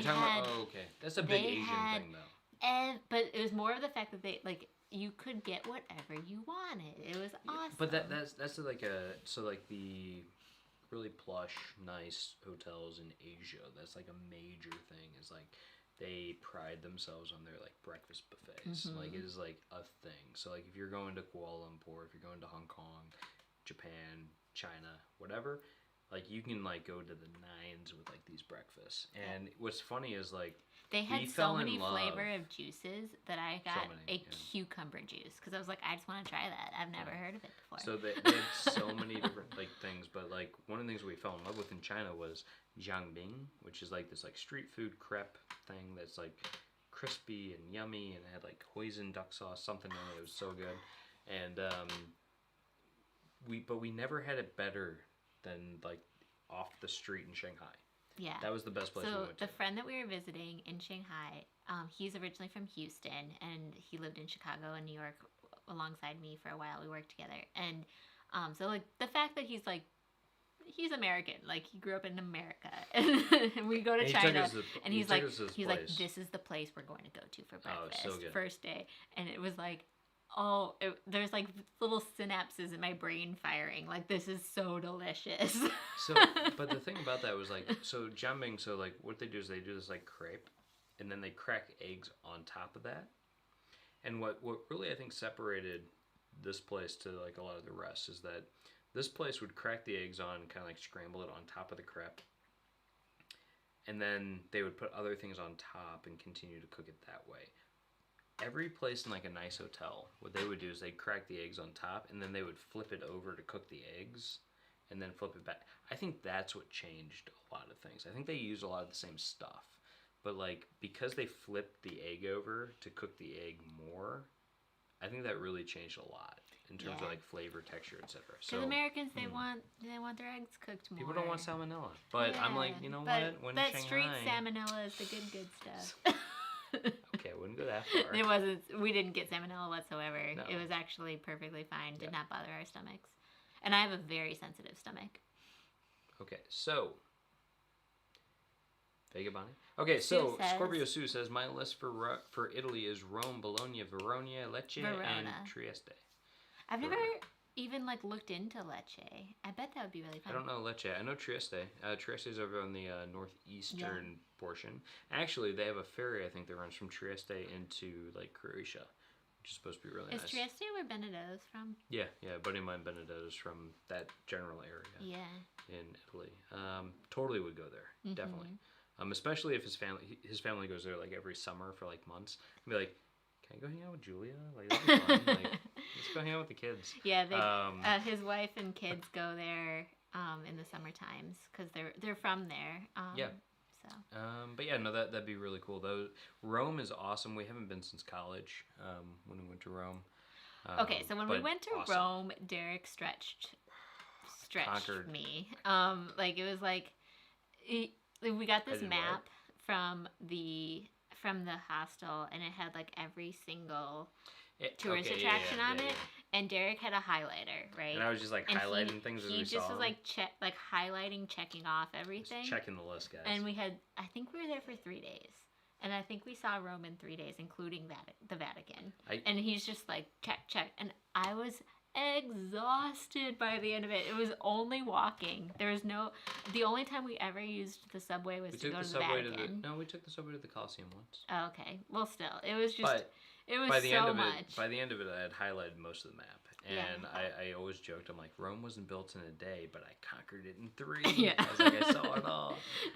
And I'm just like, wherever you take me, I'm just along for the ride. Well, we'd walk, and we'd get to an intersection of streets, and I'd look at the map, and I'd be like, there's a fountain up there. Let's go. And she's like, what's the fountain? I'm like, I have no idea, but it's on the map, so it must be good. So like, we'd go up and we'd see it. And she was getting very, very frustrated with me by the end of it.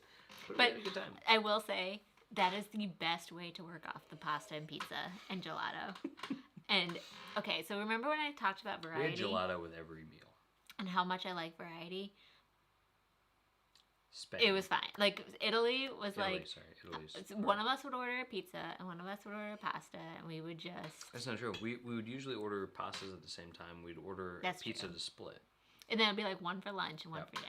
So, but anyway, variety was not quite there. But I don't know, maybe it's because we were college students too. A lot of times we've gone, like, when we didn't go in college, though, we went to, like, smaller towns. We're in, like, Barolo, Barbaresco, and places like that where the menus were much more limited. And like every single restaurant had the exact same menu, which we do encounter here as well. So shockingly, when we got to like Milan, we're like, let's go get sushi. So we got like, sushi in Milan, which was only fun. because we were so sick of all of like the food was delicious. The tagliatelle funghi yeah was delicious, but it was like on every menu. Yeah, so like every single menu had 5 choices. Yeah. It was like the same 5. After being somewhere, and we weren't at an Airbnb because we were there for like a wedding and stuff, so we were at like a hotel, so we were eating out every single meal. And so after 4 days, I think, in Piedmont, we were like, okay, we need more than 5 choices. Which, I mean, I could eat. My biggest thing was I was starting to get like heartburn. I was like, Yeah. I've never had heartburn before, but oh my god, after this, whew, I'm having it. But and the dairy count was high too. I think. I was like, I think I'm about to get gout. Gout. Just like rich no, there was foods vegetable. Like there was things to eat. It was just the menus at each restaurant. I don't know if they just like changed up spices or something, but like the menus were all the same. It was. I loved it though. Yeah. I mean, a carafe of wine really for like tasty. €3, €5 was awesome. Yeah. I was like, sign me up. Give me the wine. It was so good. And you went to the grocery store too. God, you keep moving. It's like Derek's like, I'm gonna make a noise. And she does that and she makes no noise. I think it's just your chair. But anyway, so we go to the grocery store too, and it would have the exact same choices. It'd be like, oh, you didn't want to like go to the restaurant and get prosciutto? Here's your prosciutto. So, Michaela Lee says a lot of English castles in Wales were made from the stones from the Welsh castles that the English destroyed. That's why a lot of Welsh castles don't have much left to them. I actually kind of remember them talking about that at Carnarvon. And the tour guide at Carnarvon was top notch. Definitely do that if it's available if you go. All right, so Vegabani says for Italy, I suggest putting Vicenza and Montecatini on your list. They are great home bases to visit Veneto and Tuscany regions. Awesome. The lovely places in their own right. Cool. I've awesome. never heard of either of them. Montecatini either. I think I've heard of Vicenza. Vicenza. There's no N. Vicenza. Yep. No, that's really cool. The place I really want to go to in Italy and Tuscany is, what's this? Well, we've been the to one- Siena. No, but there's the And we've been to Tuscan town Florence. of Florence is awesome. I love Florence. Yeah. But no, there's one town that's it's known for like the skyscrapers of Italy, right? It's like the old towers. Like it's like the city of towers. It starts with a G. Can't think of it off the top of my head. But that place looks awesome. This place starts with a G. You know what's a place that starts with a G that we Towers. didn't go to, just because we ran out of time, was Genoa. Even though we were very close to it, we were very close to Genoa and the Cinque Terre, and we kind of just were like, we only have 10 days for a trip, and I feel like Genoa and the Cinque Terre can be like its own trip in a way. And so we decided just against it. And that's the kind of thing that you kind of have to make those calls sometimes, where you might not see everything, in favor of making it more of a rich experience, where you're not just like constantly on the move. So Lou told us to check out Le Jog, which is an old classic car rally race from Land's End to John O'Groats in the winter, non-stop, over about 30 hours straight. I think it's in December. Whoa. That's nuts. A But cool. classic car race. Oh my gosh. That's awesome. Is it still happening this year? I don't know. That's cool. But sorry we missed that before. Wow, how did we get so behind? Sorry, everybody. We're behind now. Katie Smith, Spain and Italy would be amazing. Yes, Mariel and Dylan, I definitely want to go to both. I even have a friend in Madrid to visit, so that's really cool. I think if you have friends somewhere, that's like a really cool way to like see a place and explore it with like a local's view. So definitely something to think about. Oh, somebody's asking, did you mean Gimignano in Tuscany? Yes, San Gimignano. Yes, that place. That is the one I'm talking about. Your Italian family is from like southern Italy, though, right? Yeah, San Pietro, Okay. I think. Watch We the still have movie to The go there. Way. Okay. Iggy says the Pueblos Blancos of Andalusia are awesome too and more salad friendly than the big cities. I don't know what that means. Southern Portugal in the winter is gorgeous as well, and you have a place to yourself. Very cool. Yeah, we've never been to Portugal. Neither one of us have been there. Definitely on our list. So many friends that have been. My brother, go. my brother actually did his honeymoon in Portugal and like the Algarve and all that, and that sounds awesome. Would definitely go. And I haven't been to many of the Pueblos Blancos in Andalusia. I've been to like Cadiz. I've been to Morelia. I've been to Andalusia and all those places. But there's a ton still to see, and definitely want to get back. Hi, Elaine, by the way. Welcome. What's up? And Nicole, welcome to you as well. So she would recommend like Garda, Verona, Venice, Tuscany, Siena, and Italy. She's also lived in Barcelona. Oh, nice. She lives in Mallorca. Barcelona and northern Mallorca. Nice. Never been to Mallorca or Barcelona. I want to go to Palma badly in Mallorca. Barcelona's a bucket list place for both of us, for sure. Yep. We've never been. There's just so much in Spain that we haven't been to. Oh, salad friendly meant COVID friendly. Iggy. Ah. Got it. Very nice. Sardinia is gorgeous. I would love to go to Sardinia.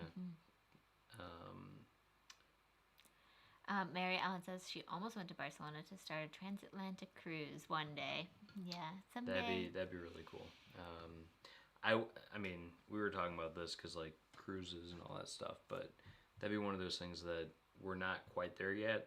We would definitely want to wait for probably vaccines to come out and be proved to be effective. For me, a cruise like that, I would want to. There's two types of cruises that I would love to do, mostly.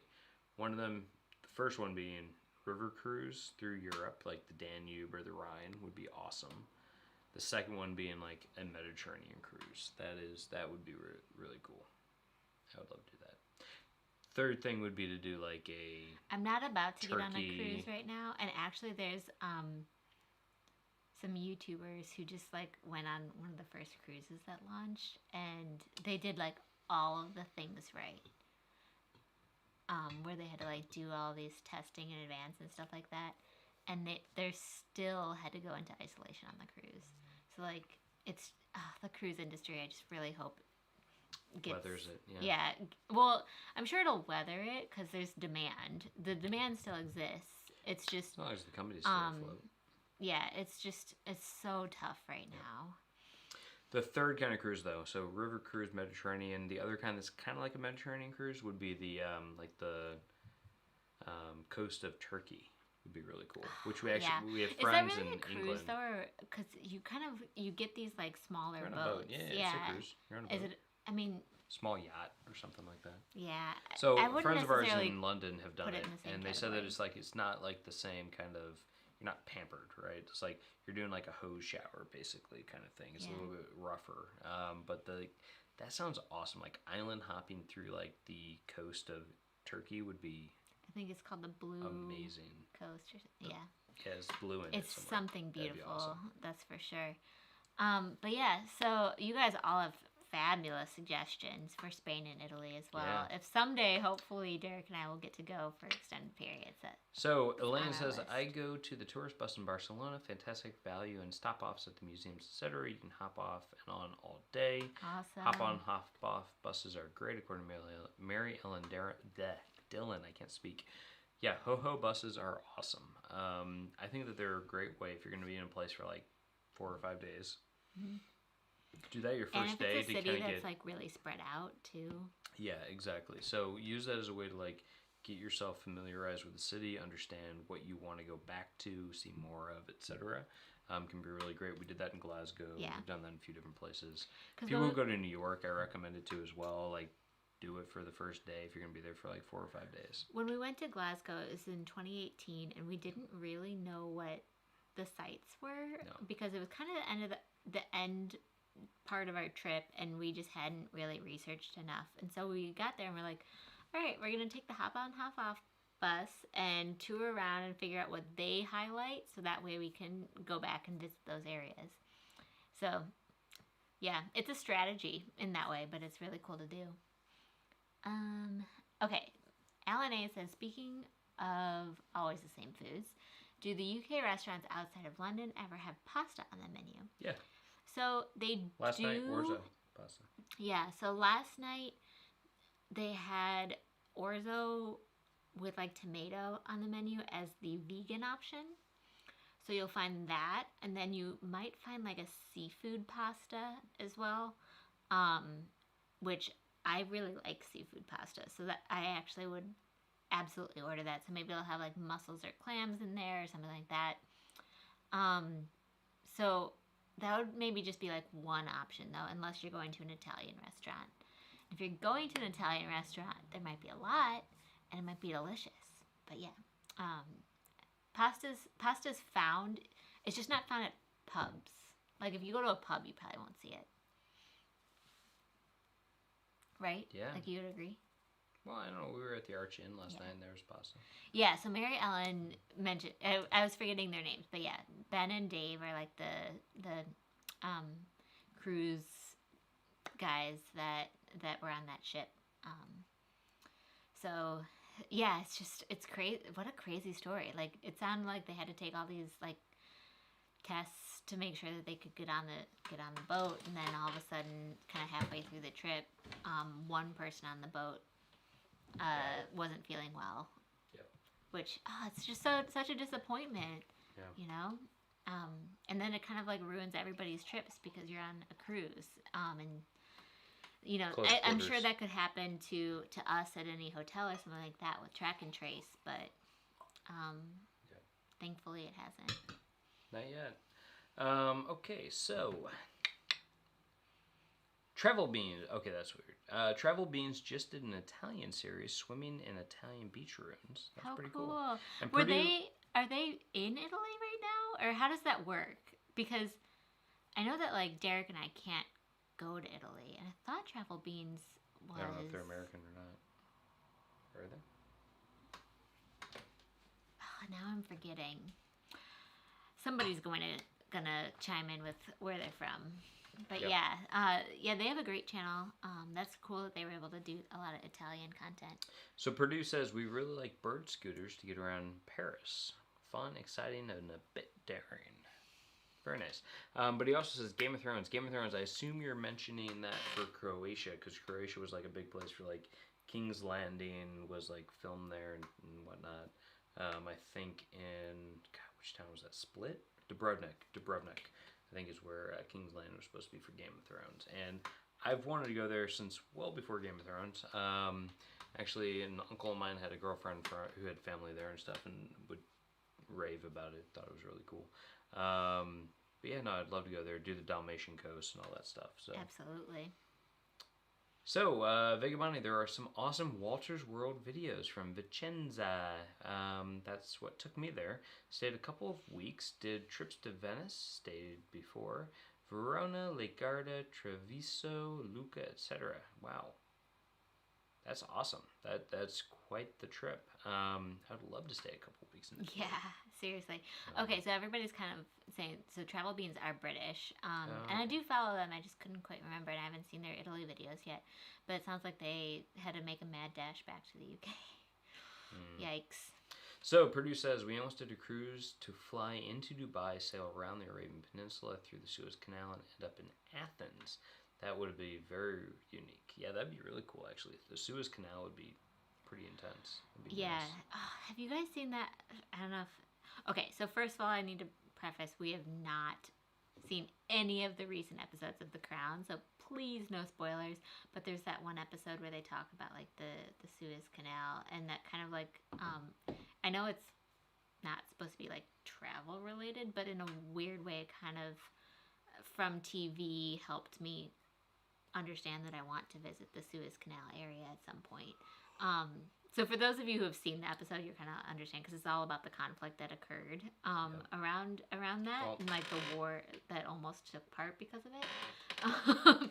But it was one of those things that I'm sure it's happened to a lot of you guys where you watch a TV show or you watch a movie and it makes you want to visit a place. So. Yeah, I mean Egypt would be really cool. I mean I had a colleague who went there last year. He definitely said that it was a a little bit rougher than. So he had done like a whole Africa thing. So he went to like South Africa, and then he went up and did like a safari in Kenya or something, and then he went up to Cairo, spent some time in Egypt before he came back to the U.S. And he did say that Egypt was harder. It wasn't as easy as the other places. What I would say though, I've got friends and colleagues and stuff who are from Egypt, and if I went, I would want to be like, "Yo, FaZe, what's up? Like, put me in touch with some of your cousins."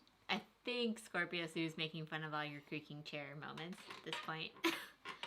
Maybe we should switch and see if it's like as bad. No, because then I'm gonna be sad because I'm gonna creak your chair and I'm gonna be like, it's just gonna die way more. So sad. You don't want to risk it. I'm gonna live in like my fantasy land that is just my chair. I'm pretty sure my chair is just not creaky at all. Might be. So sad. Okay, so Nicole says, recommend an Alaskan cruise. Would love to do a Baltic cruise. Goes from the UK to Copenhagen, Stockholm, Helsinki, Riga, Tallinn, and St. Petersburg. Wow, that's like all the Baltic places I want to go to. Yeah, me too. I mean, I would go to more, but like those are like the punch list, like check mark places. I keep trying to convince people to go to Riga with me, and like nobody agrees. No, okay. So it's more of like, I was like, I really want to go to Riga, and you're like, you like that's the top one. I'm like, I want to go. I would go. I also have a boss who he's not my boss anymore. But like former boss who I'm close with. Good dude. And he studied abroad in Tallinn. One of the times he studied abroad, he did it multiple times. But one of the times, and he raves about Tallinn. He's like, it is so underrated, kind of like Wales. Where he's like, you gotta go to Tallinn. Tallinn's the best.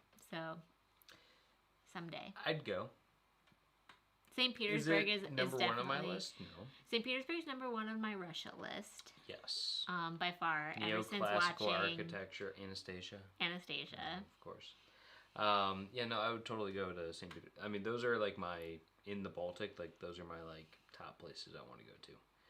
I was so curious. So I love Walter's World's Russia videos and of all their Baltic videos too, but the Russia ones kind of helped me understand, because I would have been very nervous to be filming in Russia, and it seemed like they were able to film travel vlogs and travel videos without any big issues and stuff like that. So that was the only thing that was kind of like keeping me from adding Russia to like a more immediate travel list. Yep. So I'm glad that I've connected with the Walters in that way. So I do want to take a break in this conversation to address Scorpio Sue's question, which is super important. So what are you going to call your followers? Meanies? Meaners? You guys can decide. Meanies, whatever you want to be called. Meanies sounds mean. Like you're mean people, what's and up? You're not. You guys are awesome people. What's up, Meaners? It's Derek and Eliz from Means to Travel. I don't know. I always say, what's up, travelers? Because you're travelers. But you might be mean. I don't know. I've never met you guys. They're not mean. They're great. I'm sure you're great. That's so funny. That is funny, because like the gallivanting gals call them like gallivanters, right? What's up, gallivanters? I don't know. I never really thought about it in that way. But we were a means to travel, so travelers were still, travelers has been more kind generic. Is that too generic? Do you guys not like that? Do you guys want something else? I guess Endless Adventure. Maybe you guys are the marauding meanies. Call it like the adventurers. Alliteration, the marauding meanies. Meansters. The meansters. Oh, I like that. Meansters. It's like Teamster. That is like Teamster. I didn't even think about that. So good. All right, so. Oh man. Oh, that's an interesting question. We're gonna mull that one over a bit. But in the meantime, I think the videos are always gonna start out with "What's up, travelers?" Glenn Camp says some great wines in northern Croatia. I do know Croatia has some good wines. Yeah. So that would be so cool. Oh, that brings up. Oh, I didn't add it to my. Which, by the way, we haven't even gotten through our NC500 list yet. I don't know that we are. We're gonna get through it. But I wanted to say, we had a wine from Lebanon when we ate at a restaurant in it starts with a D, but it's not Durness. It's Dornoch. Dornoch. Thank you. When we ate in Dornoch, which another fun fact is we had no idea that Dornoch had anything to do with golf because neither of us are golfers, and we get there and we're like, so any of you guys who are golfers are going to be like, what's wrong with you? But apparently one of the oldest and best. The golf course there, the Links golf course, is like a place that people who golf are like dream to play this course, and we're like, show up and we're like, hey, what's here? There's a lighthouse down there. And I'm like I was also like the only woman at most of the places. I think I was the only woman at our hotel, which was a small inn.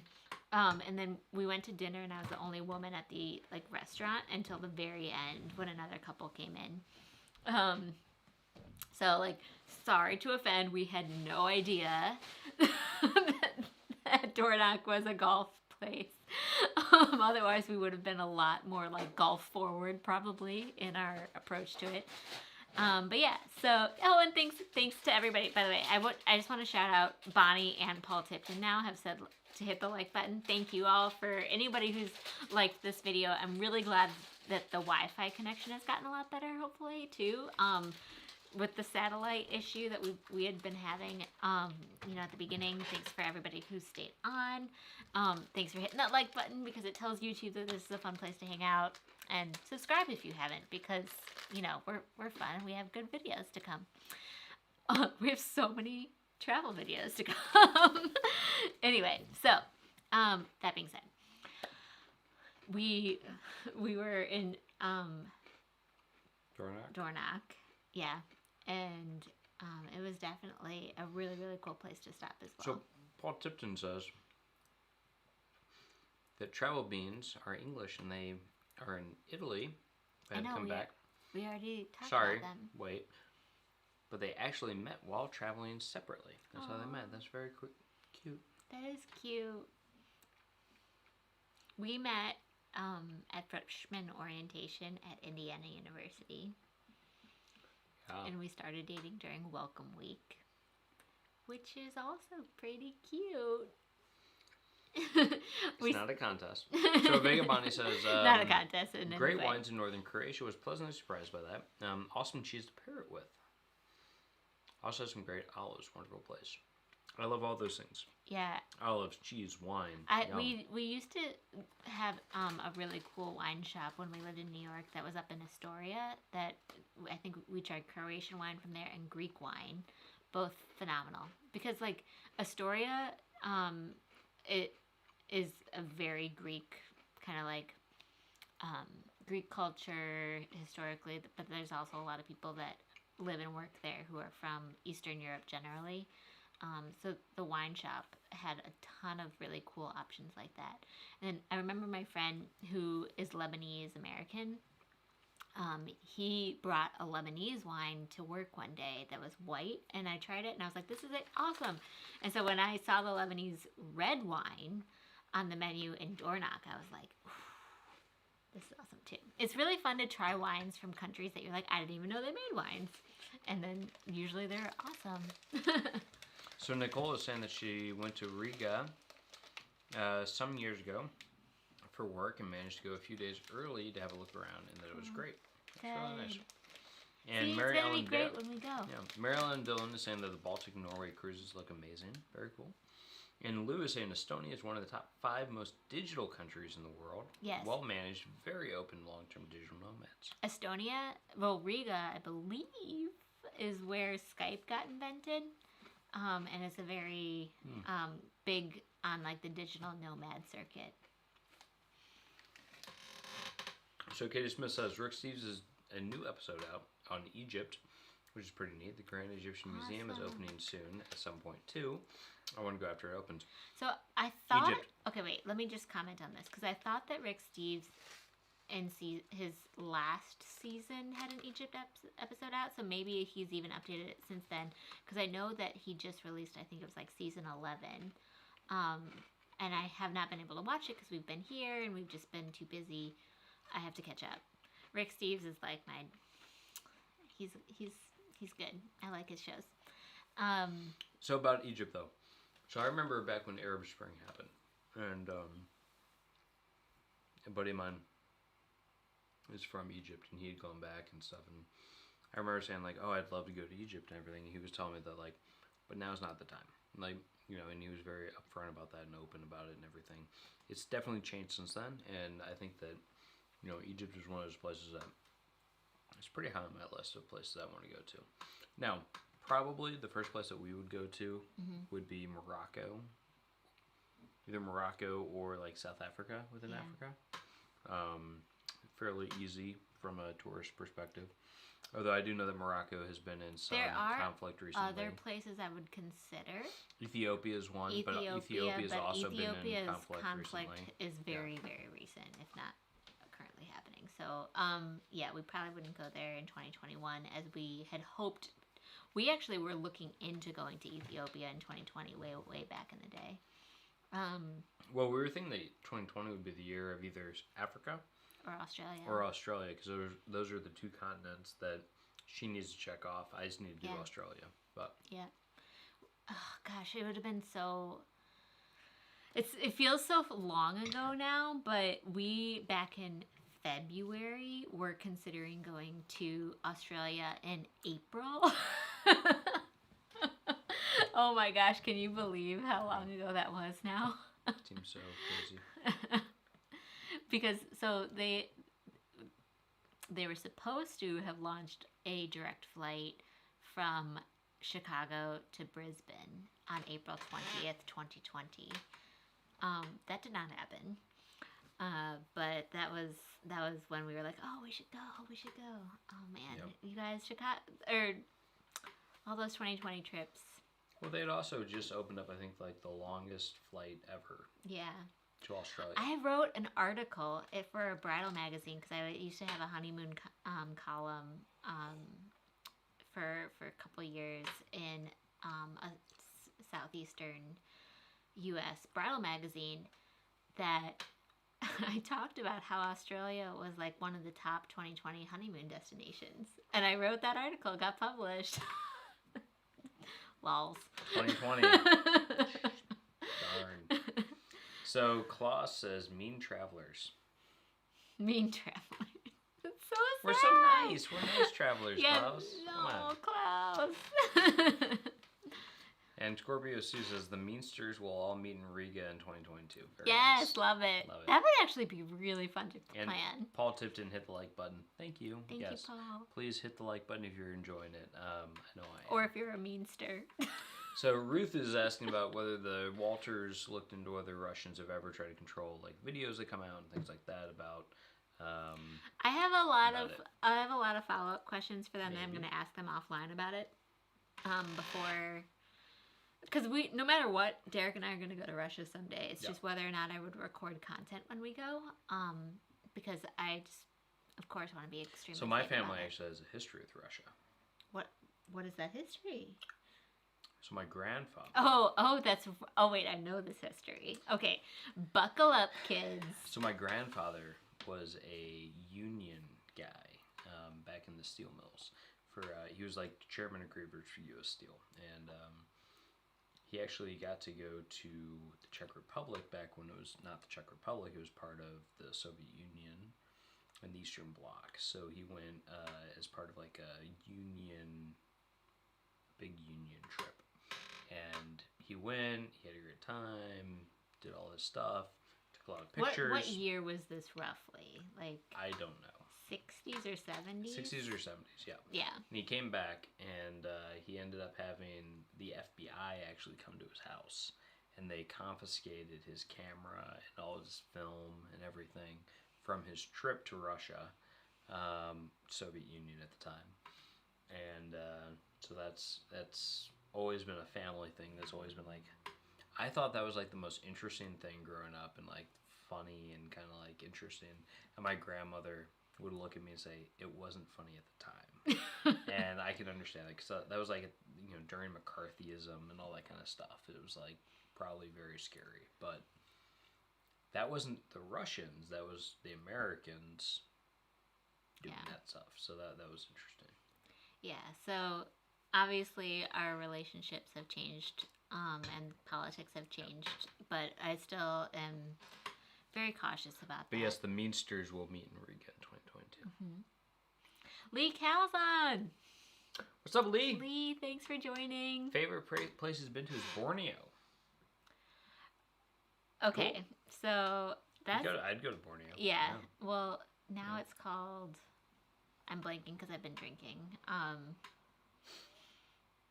Okay, so Borneo, because I have family history. My great-grandfather was stationed in Borneo and actually got malaria there. So we don't associate it that well in our family, but I would still go. It's So Borneo is a giant rugged island in Southeast Asia's Malay archipelago and is shared by Malaysian states of Sabah and Sarawak, Indonesian Kalimantan, and the tiny nation of Brunei. yeah. It's known for its beaches and ancient biodiverse rainforest. I'm Cool. sure it would be beautiful. Very nice. I'd go. I'd totally go. Okay. There's very few places that we wouldn't go. It's just whether or not we would film in Okay. places. Means tours, means Stewians, means Tonians. Minstonians. There we go. Those are the things. I like Okay. that one. Eric- That was good. So Eric B says Australia and Iceland are 1 and 2 for me, but Singapore is rising up my list. Singapore is awesome. So I went to Singapore last year for work, and I thought it was great. It's like right on the equator, so no matter when you go, it's gonna be hot. Yeah. Very warm. There's a lot of mixtures of cultures and cuisines. So, you know, the main cultures there are really Malaysian, like Chinese, Han Chinese, and Indian. We So those would are the main probably cuisines that be you'll see. going to Singapore Soon. if If we can. things became much more approachable, because like we just can't go to Singapore right now. Singapore won't let us in as Americans. But our friend who lived in Shanghai that we were mentioning before, he has moved to Singapore, and so we're certainly adding that to our very immediate travel list, just to be able to visit him and learn from him and that sort of thing. But yeah, so I think, you know, there's a lot of places on Derek and my to travel list that are within like the next 5 years. You know, in different circumstances, in a different kind of like more open world, likely it's going to be a lot more of like that work travel balance. It's going to be a lot less likely that we're going to do these extended type of trips that we're doing right now. Yeah, we'll probably do a lot more like 10-day trips and stuff like that. Yeah.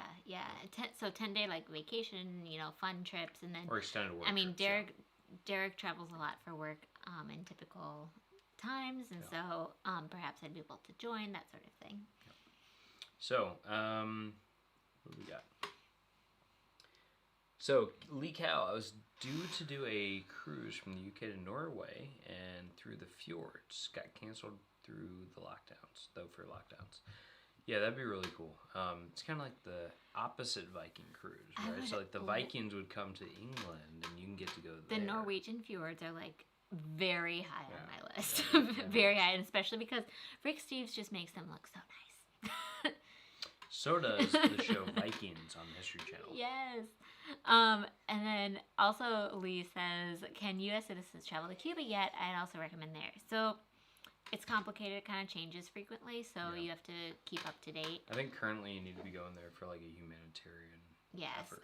So under different political administrations, it opens up a little bit more, and then I think now it's a little bit more closed. So we have certain friends who have been there who have done it through organizations, stuff like that. You have a friend who is half Cuban, so he's been able to go there even before it was as open as it has been. Well, no, he went technically as part of a humanitarian Okay, effort. yeah. Or an educational. So Cuba's the kind of place that if you're an American, you have to do a lot of research and make sure you're doing, you know, good stuff.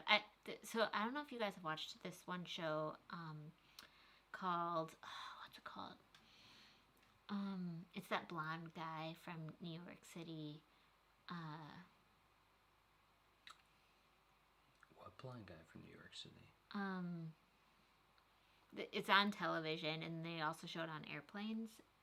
In the travel TV show on airplanes. It's called like. Oh, this is driving me crazy. I watch Disney movies on airplanes. Yes, you do. Oh, I'm so upset that I can't think of it, and I think it's because I'm on my second glass of wine. But anyway, so... Just getting tipsy, guys.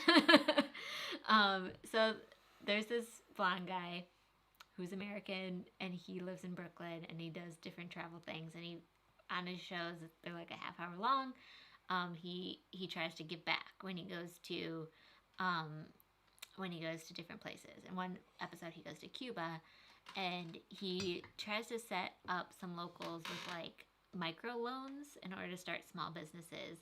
And a follow-up at the very end of his Cuba show is like, we were able to, like, a whole segment of the show is like he set up this one woman to help sell coffee to other workers in the area and stuff like that. And like at the very end, he's like, which we found out was actually like it worked for a little bit, but then they ran into some like legal issues with being able to start small businesses there and stuff. And so I've always kind of taken away the fact that like there are so many just barriers between the like U.S. and Cuba and exchanging money and travel and stuff like that you just have to really research. That even like a travel show that is aired on network television didn't get it right. So Eric B says that there are a lot of videos on Iceland and Singapore, and they make them look so perfect, which is definitely true. You know, I know a lot of people that have been to Iceland. A ton of people have been to Iceland. Definitely want to go. Yeah. I think that'd be a lot of fun. And it would be really cool to like do the whole like circle around the island and everything. And Iceland's affordable from the U.S. too, which is great. Affordable to get there. Yeah, the plane ticket. Expensive once you get there. Plane ticket. Super expensive when you get there. But otherwise, yeah, that'd be really cool, and that'd be a really nice like road trip to do. I guess we're on like road trip central right now because like yeah. This whole thing is a road trip for us basically, from Portsmouth, so from London to Kent to Portsmouth to Isle of Wight over to Cornwall, up to like we've been driving a lot. So we're really into road trips right now. But yeah, Iceland would be really cool.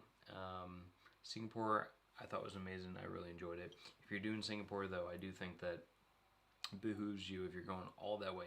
It's a long flight from the U.S. A lot of times you have to fly through somewhere. So me, when I did, I flew through Tokyo. So if you can do a layover in Tokyo, I would say layover in Tokyo, maybe spend 24 hours there if you can, and it's not an extra charge to do so. Do Tokyo and then head on to Singapore. Fly in. Stay there for an extended period of time and do Malaysia, do Indonesia, do like that whole region while you're there, because it's easy. It's all right there. You can drive if you're going to Malaysia, or you can take a boat in the case of Indonesia and all that kind of stuff. So it's super easy, and I would totally recommend like exploring that whole region while you're at it. When I flew back through Hong Kong, and depending on what's going on with the political situation at the given time, but like flying back through Hong Kong, spending the night, spending a few days there would be really cool to explore that area. And you can actually, without getting the visa into China, you can take I think it's a ferry or maybe a bridge from Hong Kong into Macau, which is like their like version of Vegas, I guess. So that would be another option. So like there's a whole like Asian trip that you can like plan around Singapore from the United States that I think is really cool. Yeah. I'm just going to skip ahead real quick because I want to clarify with Purdue. He said, I was in Iceland twice changing planes to and from Paris on WOW Air, which I believe went out of business, but correct me if I'm wrong. $2.99 from Cincy to Charles de Gaulle. So is that the layover was in Reykjavik or something like that? I'm just trying to clarify, because I mean that's an extremely affordable price. That's awesome. Yep. Okay, sorry, I skipped a little bit around. I also. Bonnie has said, since I've been to Antarctica, the only continent I have not been to is Australia or Oceania, and is at the top of the list. Yeah, I could imagine that. And like definitely like the Australia like was looking like it was going to be like way easier to get to when like they were opening up all these routes to the United States. I have not. I mean, shame on me, Australia but I have not to stayed the on top U.S. of was that. supposed to be like that. That was like the 2020 destination. I actually think that a lot of the travel magazines in like around the new year were posting like that's the place that you gotta go because there's all these new flight routes. Poo poo. So that not the thing anymore. But yeah, Australia would be awesome. I'm more of a New Zealand kind of guy. I think that's where I'm more. I want to go both. That's what's like pulling me more. Is New Zealand. I want to go to. Yeah, I'd go to both, but like if I had to choose, You had to choose. You would choose New Zealand. New Zealand. Okay. I would. I would have a hard time deciding. I mean, it's hard, right? Because like Australia is a continent. I'm going to interrupt this wonderful content with more of our notes. Okay, so we're on the North Coast 500, for those of you guys who have recently joined, which is a road trip across northern Scotland where you start in Inverness and you go across northern Scotland and all the way around in a big loop that's about 500 miles. So, we are in Ullapool, Ullapool. Yeah, something like that. Like cool. Which is on the west coast. And I've written down some learnings that we have from this road trip. So if you guys are ever considering going to this is kind of like the like rural Highlands of Scotland learnings. So it might not necessarily be North Coast 500, but like you're probably going to find all of these. One thing that we learned that was shocking to us, shocking folks, is that here all deer, regardless of gender, all of the red deer, okay, good, grow antlers. Okay, so we were driving down the highway yesterday, and the highway is like literally a 2-lane road, and there was this herd of deer next to the highway, and it was beautiful. And they like look up at us as we drive by, and we are like, are those all bucks? Dudes? Yeah, like hanging out together. And so finally, like there was like 20 of them. There was a lot. Yeah, there were a lot of them. And so we were like, okay, there's no service here, so we're gonna. And so I finally remembered to look this up last night, and lo and behold, all of the deer have antlers. If you're in the Highlands and looking at red deer, that was mind-boggling to me. What else? We also learned. Did not know it. I know. When we were in Wick and we stayed at this Airbnb, we had a dryer, but it was definitely not a tumble dryer. Yeah, so it wasn't. So I'm gonna let Derek explain this because he was the one that used it, and it was something like we'd never seen before. So like, raise your hand. I don't know. Say something in the live chat if you've ever seen or used something like this before. It was so cool, and actually it was way faster than a dryer. Well, it only took a few minutes to do, but it didn't get your clothes actually like dry. It got it like almost dry. Mostly dry. Yeah. So like it was a centrifugal force, right? It's just like spun it super quick around, and as it would spin really really fast, it would like drain water out, right? So like it was just this like massive spin cycle, basically, like super spin cycle. You take out the clothes and be like almost dry, but not really. It'd be a little damp, so you'd have to still hang it up and like let it dry overnight and everything. So yeah, it was fine. It was okay. It was so different though, is the thing, and you have to like dump out the water at the end and stuff. It's so crazy. Yep. Okay, we've got thanks, Lee. Wait, and another one. Thank you so much for the super chat. You're the really absolute best. Has some pasta on me. Scotland has some major Italian influences. Many Italians have settled there in the past. All right, we definitely have to track down some pasta in Ullapool now. There was orzo yesterday. There was orzo. And actually, I talked about ordering the orzo, so maybe if we go back tomorrow night, I'll get some. We'll do that. Thank you so much, though. That's really sweet of you. And thank you so much for the support. And you've been, like, so helpful throughout our entire trip. Thank you. Yay. So anyway. There's a lot of talk about WoW Air being out of business. Yeah. And Wow Air Eric actually B- went out of business before the pandemic, I too. think so, yeah. Eric B says, Wow Air is out of business, but Iceland Air has a $350 round trip from New York City in March that he was considering. Yes. I don't So know then if it's it's just refundable. it's just a question about getting from Louisiana up to New York City at that point and how much that takes. I mean, okay, I'm going to give you honest feedback on that one.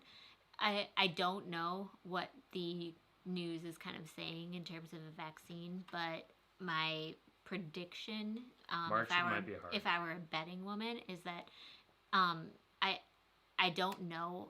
Okay, again, like I don't know how fast the vaccine rollout would be, but I'm almost certain Iceland wouldn't let somebody in at that point without a vaccine on board. So you know, you have to kind of understand if you think that would be accessible by then, which I cannot weigh in one way or the other on that. Okay. I have no idea. So Paul Tipton says Hong Kong, Singapore, Malaysia, Vietnam, Cambodia, Thailand, Laos, Philippines would be an epic tour. That is a lot to do in a tour, but yes, that would be pretty epic. I think that would be hard to do in like one trip because you'd really need. I feel like you'd need like that's like a 3-month trip to me personally. Because I'd want to spend at least like a week or two in Hong Kong. Singapore, I'd want to spend a week or two. Malaysia, at least a week or two. Vietnam, the same. Cambodia, like that's a long trip. Yeah. Sorry. So that'd be awesome. I just want to really cool. clarify, because it sounds like Mary Ellen knows I said red deer, but Bonnie said reindeer, which I would be delighted to see a reindeer. But unfortunately, I did say red deer, which are totally different, like, branches. I think. Actually, now I'm like not certain because I don't know too much about deer. You got this. Are reindeer and red deer the same? No. I don't think so. Yeah. So although both male and female reindeers have antlers. There you go. Maybe we saw a herd of reindeer. Reindeer, roe, or red? How to recognize your British deer? Anyway, so I we think saw. they are different, but similar. I'm pretty sure saw the Highland red deer herd yesterday while driving to Ulupulu. They were so beautiful. After we saw them, right after we saw a dude with a big gun. Yes. And we're like, "Run, deer, run! He's coming for you." Okay, so we have not seen any sort of artillery our entire trip, of course. And then all of a sudden, there's this guy wearing like a neon hat, holding a big thing. I don't know if YouTube allows me to... Stop. I don't know if YouTube allows us to say these things. So I'll have to look it up. They don't like us talking about those types of things. Big brother. So, you know, a thing that is used for hunting. Pew, pew. Thank you. You're welcome. So we saw that. Sorry. And then Lee Cal, blind guy from New York, Donald Trump. Didn't know he had a YouTube channel. No. Okay, wait. So I'm gonna look this up. So that I think it's called like. Just look it up as well. Rough travel or something. I don't know. So Julie Good says Paul Tipton. I agree. We were able to visit Thailand, Cambodia, and Vietnam 2 years ago, and it was amazing. That would be awesome. I'd love to do that. First of all, food. Love the food. Second of all, culture is phenomenal. I just remembered what it was called. It's crazy. That TV show that I was referring to 5 minutes ago or more was called Raw Travel. Okay. Raw Travel. It's so raw. Okay, so Eric B says I usually fly from Louisiana to New York City round trip for under $200. That's nice. That's good. That's awesome. Leak. That's a really good deal. Vagabondy. Oh, red deer. We have red deer in Alberta, but it's a place. So there's deer like all over the U.S., but I feel like they're all the same kind of brown ones, and then they have only just the males have antlers. So that was a learning. Paul Tipton. Doe, a deer, a female deer. That's it.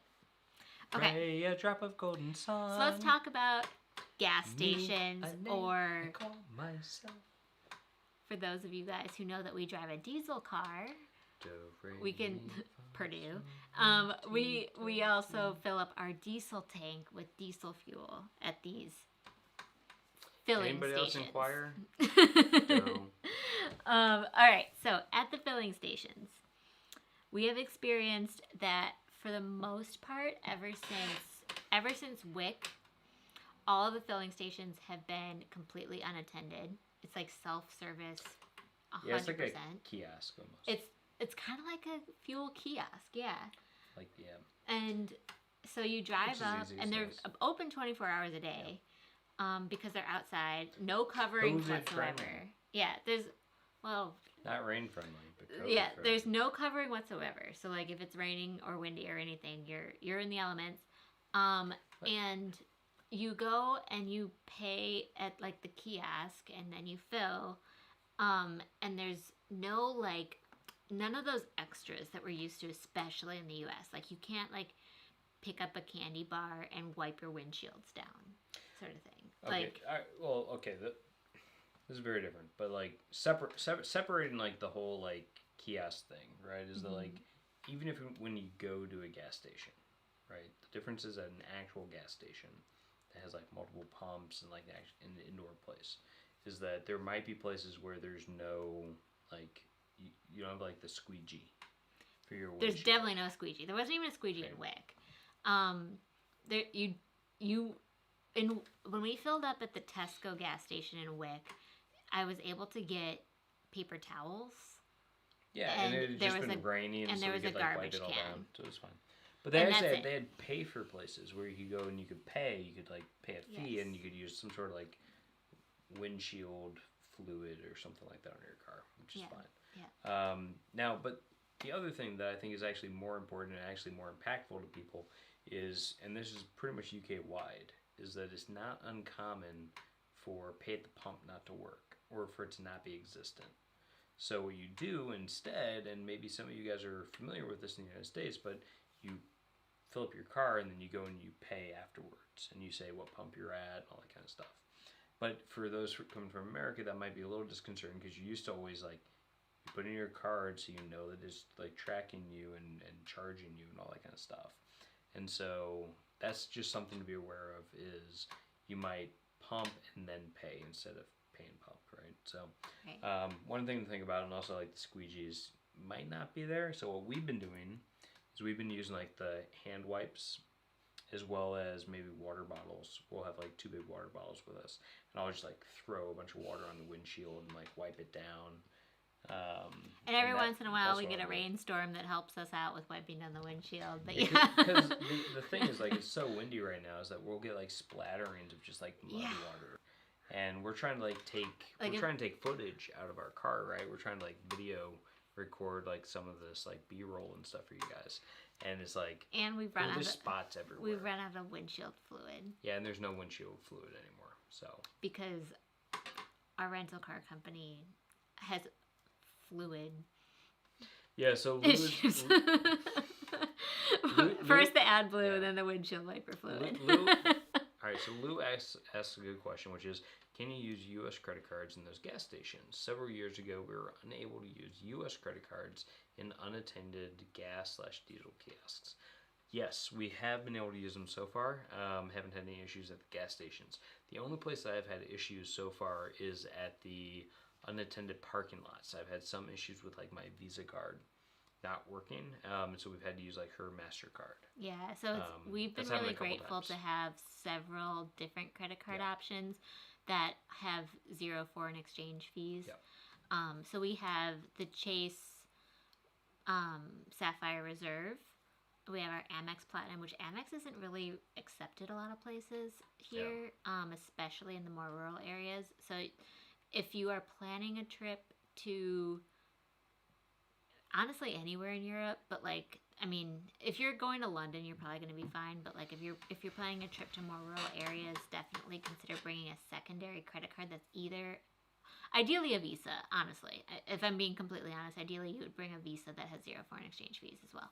But if not, like my MasterCard has worked it. But again, my issue is that like my visa has not worked, right? So like yeah, your visa hasn't worked. It hasn't worked at like the parking lots. The one that's like really good for foreign exchange, and they know that we're here, so. Yeah. But I think it has to do with, I don't know why this would be the issue is, but a lot of times when you're an American when you're an American visiting Europe and the UK, it's like a thing for them that like you don't have a PIN code and you have to sign. Yep. So I have a feeling that it has something to do with that. Yeah. And visas security with that.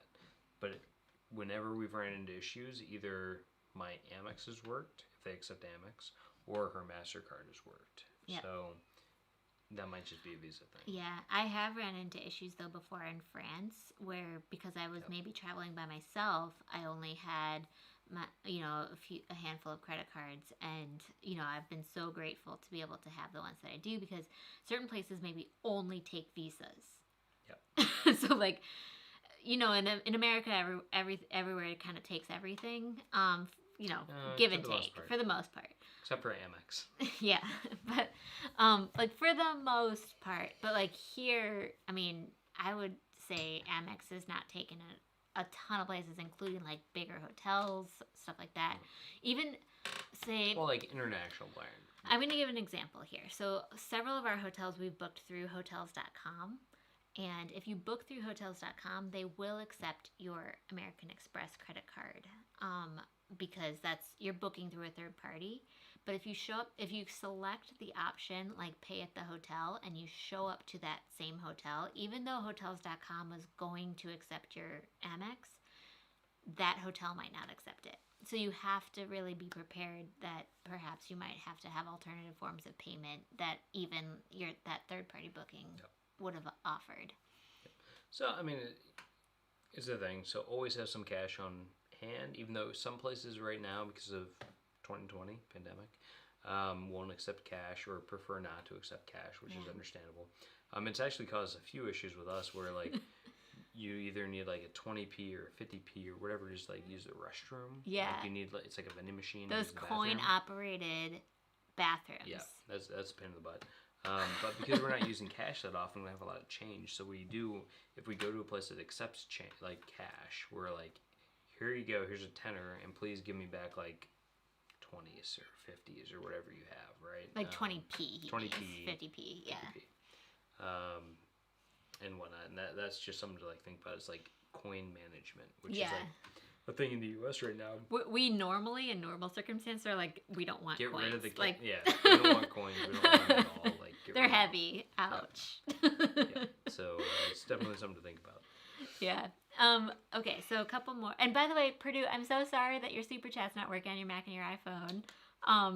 You're the best, though. Thanks for thinking of us. Because you thought of us, I'm going to do it anyway. We'll do a wave anyway. Hey.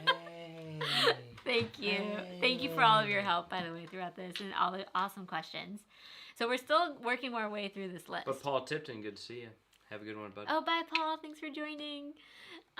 Okay, so we're getting through it though. So we already talked about the gas station, the windshield, and stuff like that. Scorpio soup. Oh, thank Scorpio you. soup. Thank you. Thank you so much. You're the best. Okay, Riga 2020 for the win. Well, I'm assuming you mean 2021 or 2022. Yeah. Have you been to Poland? Most of my family is from there, and that's the top 3. And yeah, you're from Chicago. Poland. Yeah. So my family's from Poland as well. Some of it. I've got families from everywhere. Yeah, Derek's family's from everywhere, but a large chunk of his, like his grandfather was 100% Polish. Yes. So she says 2022, LOL. Yeah. Okay, good. So Poland, we've never been. My grandmother and grandfather did go. With your aunt and uncle. With my aunt and uncle. They really enjoyed it. They said that, so my grandmother says that Warsaw is really nice if you have like handicap accessibility issues, because which I think she maybe does all not. No, I know. I'm just saying. But his grandfather. My grandfather had a stroke, and so he was in a wheelchair for the whole time. Yeah. And so going there was very nice because They had very wide sidewalks and boulevards and stuff like that because a lot of Warsaw was destroyed in World War II during the occupation. So a lot of things that look old there are actually new post 45, including like Warsaw Castle. So Warsaw Castle was totally destroyed by the Nazis. They rigged it all to destroy. They rigged it all to blow up in a way to help try to keep the Poles from rising up. Because there's like a legend about as long as Warsaw Castle stands, Poland will never fall or something like that, right? So like they blew it up during one of the uprisings, and so everything there is totally recreated at this point, pretty much. And then we've heard that Krakow's is awesome. A little bit more Much of like older. that old school Poland. Yep. And so Sue, I know that you're from the Chicago suburbs. Unfortunately, American Airlines was literally just like they were about to open a route to Australia. They were about to open a route last spring direct from Chicago to Krakow. Yeah, Krakow. Yeah. And I believe that was canceled as well. And then Gdansk is until supposed to be further really notice. nice as well. Yeah, but Gdansk and Krakow are like my number one places I want to go in Poland. I really want to go to the salt mine. Actually, there's a salt mine that I've heard mixed reviews about it, but I want to go. I think it'd be really cool to go experience that. They have like a whole church carved out of salt in it, which is really neat. But I will say, if I may, sorry, interrupt, is when you go somewhere that your family, if you go somewhere with pierogies, you're gonna be happy. No, if you go somewhere where you have family heritage, you feel this like instant connection to that place. In my experience, like because things make more sense, right? It's like, oh, that makes sense. Like, oh, I understand why my family made that kind of food because it's very similar to what I'm eating here now. Right, and that doesn't need to be the strategy that you use for travel, but it's just a feeling that you might kind of like get on your like, it's like this tingly feeling of like, oh, this is why, like this explains my family heritage, or this is something that maybe my ancestors saw. Yeah. That if you choose to go to Poland, I think no matter what, you're bound to have a extremely memorable, like awesome adventure for that reason. I mean, Poland. I mean, come on, pierogies. Yeah. So good. But we actually bought pierogies at Whole Foods in Chicago. God, it's been a while now. No, you did spell it right, Mary Ellen Dillon. Pierogies is spelled that way. Bonnie, thank you. Oh, Bonnie just gave us a super chat as well. Okay, you gonna do the wave? Yeah. Thank you so much. Every time I'm just like laughing at how ridiculous we look. Thank you guys so much. I hope you guys like the wave as well. Vega Bonnie, how was your week? I missed the beginning of the chat. Too lazy to get out of bed. Fair. Okay, so very good. For those of you guys who have joined after the chat started, we are currently participating in the NC500, aka North Coast 500 road trip, which is 500 miles of a loop around northern Scotland. So we started in Inverness. So last week you guys saw us at our Airbnb in Inverness. The following morning we left and we went to Dornoch, and then on to Wick, and then on to John O'Groats on our way to Betty Hill. And from Betty Hill we came here, which is Ullapool. So we're still kind of making our way through our learnings that we've had so far. One thing that was actually not on this list, and I just remembered, is when we were in Inverness. Okay, so we stopped. We never saw Nessie, or did we? That's true. We saw a Nessie. We saw a Nessie. Okay, so we stopped at the Inverness tourist information spot, tourist information center, because the internet says you have to go there to get the official NC500 roadmap. So we go there, and they said they got sold out of the roadmap over 2 months ago. Because first of all, it's free, so like sold out's not the right word, but like over 2 months ago, because it's been such a popular thing for people to do. They gave away their last map. And they haven't been able to print new ones yet because 2020? COVID. So so we were like, okay, and they're like, I was like, can you buy some? And they're like, oh yeah, so oh, you have it right there, great. So we bought a map. And honestly, this map I think is probably better than the official one. I don't know. I can't say. It's but waterproof. the reason is because it's waterproof. This map is waterproof. How much did this cost? $5. About like 4 quid, 5 4 quid. quid. Okay, so it's like kind of like this plasticky thing. It's Is it upside not down? that you have to kind of flip it. One half I'm is one, trying to and figure that's the it other. Okay, It was so upside down, guys. Okay. the most important part is that it's waterproof, which we didn't realize how important having a waterproof map was until I'm in the live stream. It's still until it started raining. Until it started raining. So, alright guys, so just to give you guys a heads up, so Inverness is here.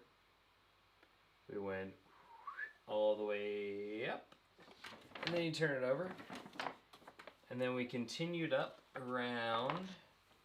We've covered down this around. entire half. We've of the covered map. this whole half of the map down, and then we're back over here again, because we're in Ullapool, which is right there. You have to like, yeah, it's right there. It So doesn't a lot. waterproof map, Waterproof shoes. waterproof shoes are like that, and good sole shoes are essential for the North Coast 500. Okay, another takeaway is that there are, once you get past John O'Groats, almost all the restrooms seem to be free. So far. So I guess between John O'Groats and Ullapool, all the restrooms are free, which is really, really nice. And they're usually close to the gas stations, but not at them. So you kind of have to like seek the two out separately. It's not like you're used to in the US where, yeah, you have to like you Get a squeak-proof chair. I'm just laughing at that too. But yeah, the restrooms, you know, they're pretty well kept up and everything like that, which was great because, you know, you never know what you're going to get in the middle of nowhere. Oh, another thing is that... Like Forrest Gump. Okay. Life is like a box of restrooms. I'm going to drop some knowledge that I feel like is 100% true, but I have no way of proving it. And that's, if you're doing this, there's so many van life people that, okay, let me back up for a second. Wild camping is legal in Scotland, which means you can like theoretically like park your van or like most places pitch your tent almost anywhere, which is not the same in the US and like Canada and stuff like that. And even the rest of the UK. And even the rest of the UK. Yeah. There are a lot of people who are doing like, you know, camping, van life type excursions currently and all summer really, which is why it's been so popular, especially on the North Coast 500. There's also a lot of like beautiful viewpoints and pull-offs. So I have a theory. I have no way of proving this. God. But oh Lord. Just be careful. What, you stepping? Where you're stepping Okay. at all of the pull-offs. Eliz thinks And people are just like pooping on the side of the road. Yeah, they are. They 100% are. That's like not. I did not know where you were going with this. They were 100% doing that. Oh God. Okay. Maybe. So, yeah, that's that. Anyway, so that was. Bathrooms are free. Wow. On the North Coast 500. Picnic tables are on most pull-offs. There's a lot of picnic Like tables all on, yeah. like because there's a lot. difference Not a lot, between like yeah, the a lot. parking areas on the side of the road and like an actual like or the labeled passing places, yeah. Okay, so there's a passing place Which for passing. is for passing. Don't stop there, because otherwise two cars might get in kind of a bind. There's parking Then places. there's parking places. Yeah. And then there's viewpoints. Yes. Which are different. Viewpoints are like, there's like a sign that tells you something about the geology or whatever. Maybe So a local bard. A parking place is likely for like a semi truck, if they need a rest or something like or that. anybody who needs a rest. Yeah, or like, anyone. Stop, decompress because it's a stressful drive. It is. There's a lot of like narrow one lane places and all that kind of stuff. So I want to like emphasize this. Driving times in the U.S. are very different than driving times here. Yes. Because 4.5 hours to me would be like that's a very quick day of driving in the U.S. Here, when you're on like one lane roads, passing places, backing up, all this kind of stuff, that's very different. And limited daylight. Limited daylight, like that's different on your psyche. Like that is a different impact than driving in the U.S. on like a major highway. So just wanted to point that out and make that very obvious to everyone. Yeah. All right. So. And Eric Brown agrees with you. That sounds about right. I think Sue says that too. It just makes sense, right? Like with all the van life people out there. Okay.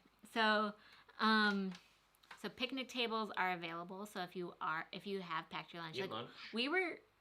I don't want to toot our own horn, but like I'm tooting my horn because I was like, hey Derek. Oh wow, way to like make me feel bad. I'm tooting the horn. Tooting my horn, not our horn. Because I was like, let's definitely bring our lunchbox to the UK, and he was like, I don't know, do we need it? We have used our lunchbox the entire trip. And so like we have this one that you like put it in the freezer in the refrigerator to cool off the little ice packs. And then we pack our sandwiches for lunch during the day, so that way we don't have to stop along the way and stuff like that. So there's tons and tons. We just got it, Purdue. Anyway, so there's tons and tons of places to stop at beautiful, beautiful viewpoints and eat your lunch. So like, don't plan to eat in your car unless you're to be fair, it's been crazy windy and we have eaten out of our cars 0 times. On this road trip. On this part of the road trip, yeah. On the NC500, we've eaten outside of our cars 0 times. The wind has been a detriment, yeah. Been quite nuts. Purdue! James, thank you! Thank you so much. You're the best. Wave attempt number 24. Thank you so much. We're not going to do 24 waves, but we can pretend. I can't do that many squats. Like, you guys are the freaking best. Thank you so much for the support on this channel. And just all of the messages that you send us throughout the week too are so sweet. It's really fun to have everybody kind of have their, you guys are traveling along with us in so many ways. Bonnie, love the wave. It makes me smile every time too.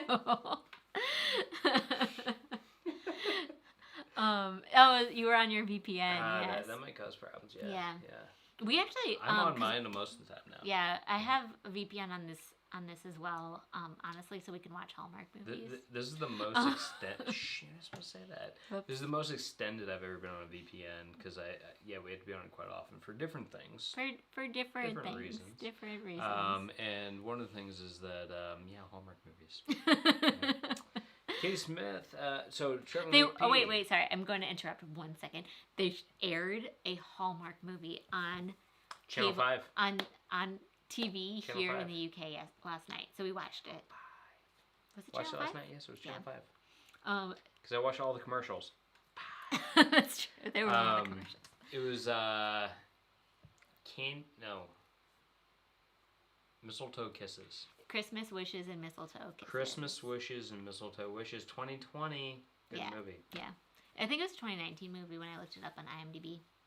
Oh, I thought it said 2020. Yeah, but it had Warner Huntington III as like the lead man. I still don't know what that means, but okay. He's Elle Woods is the guy who breaks up with Elle Woods in Legally Blonde and thus ensues the entire.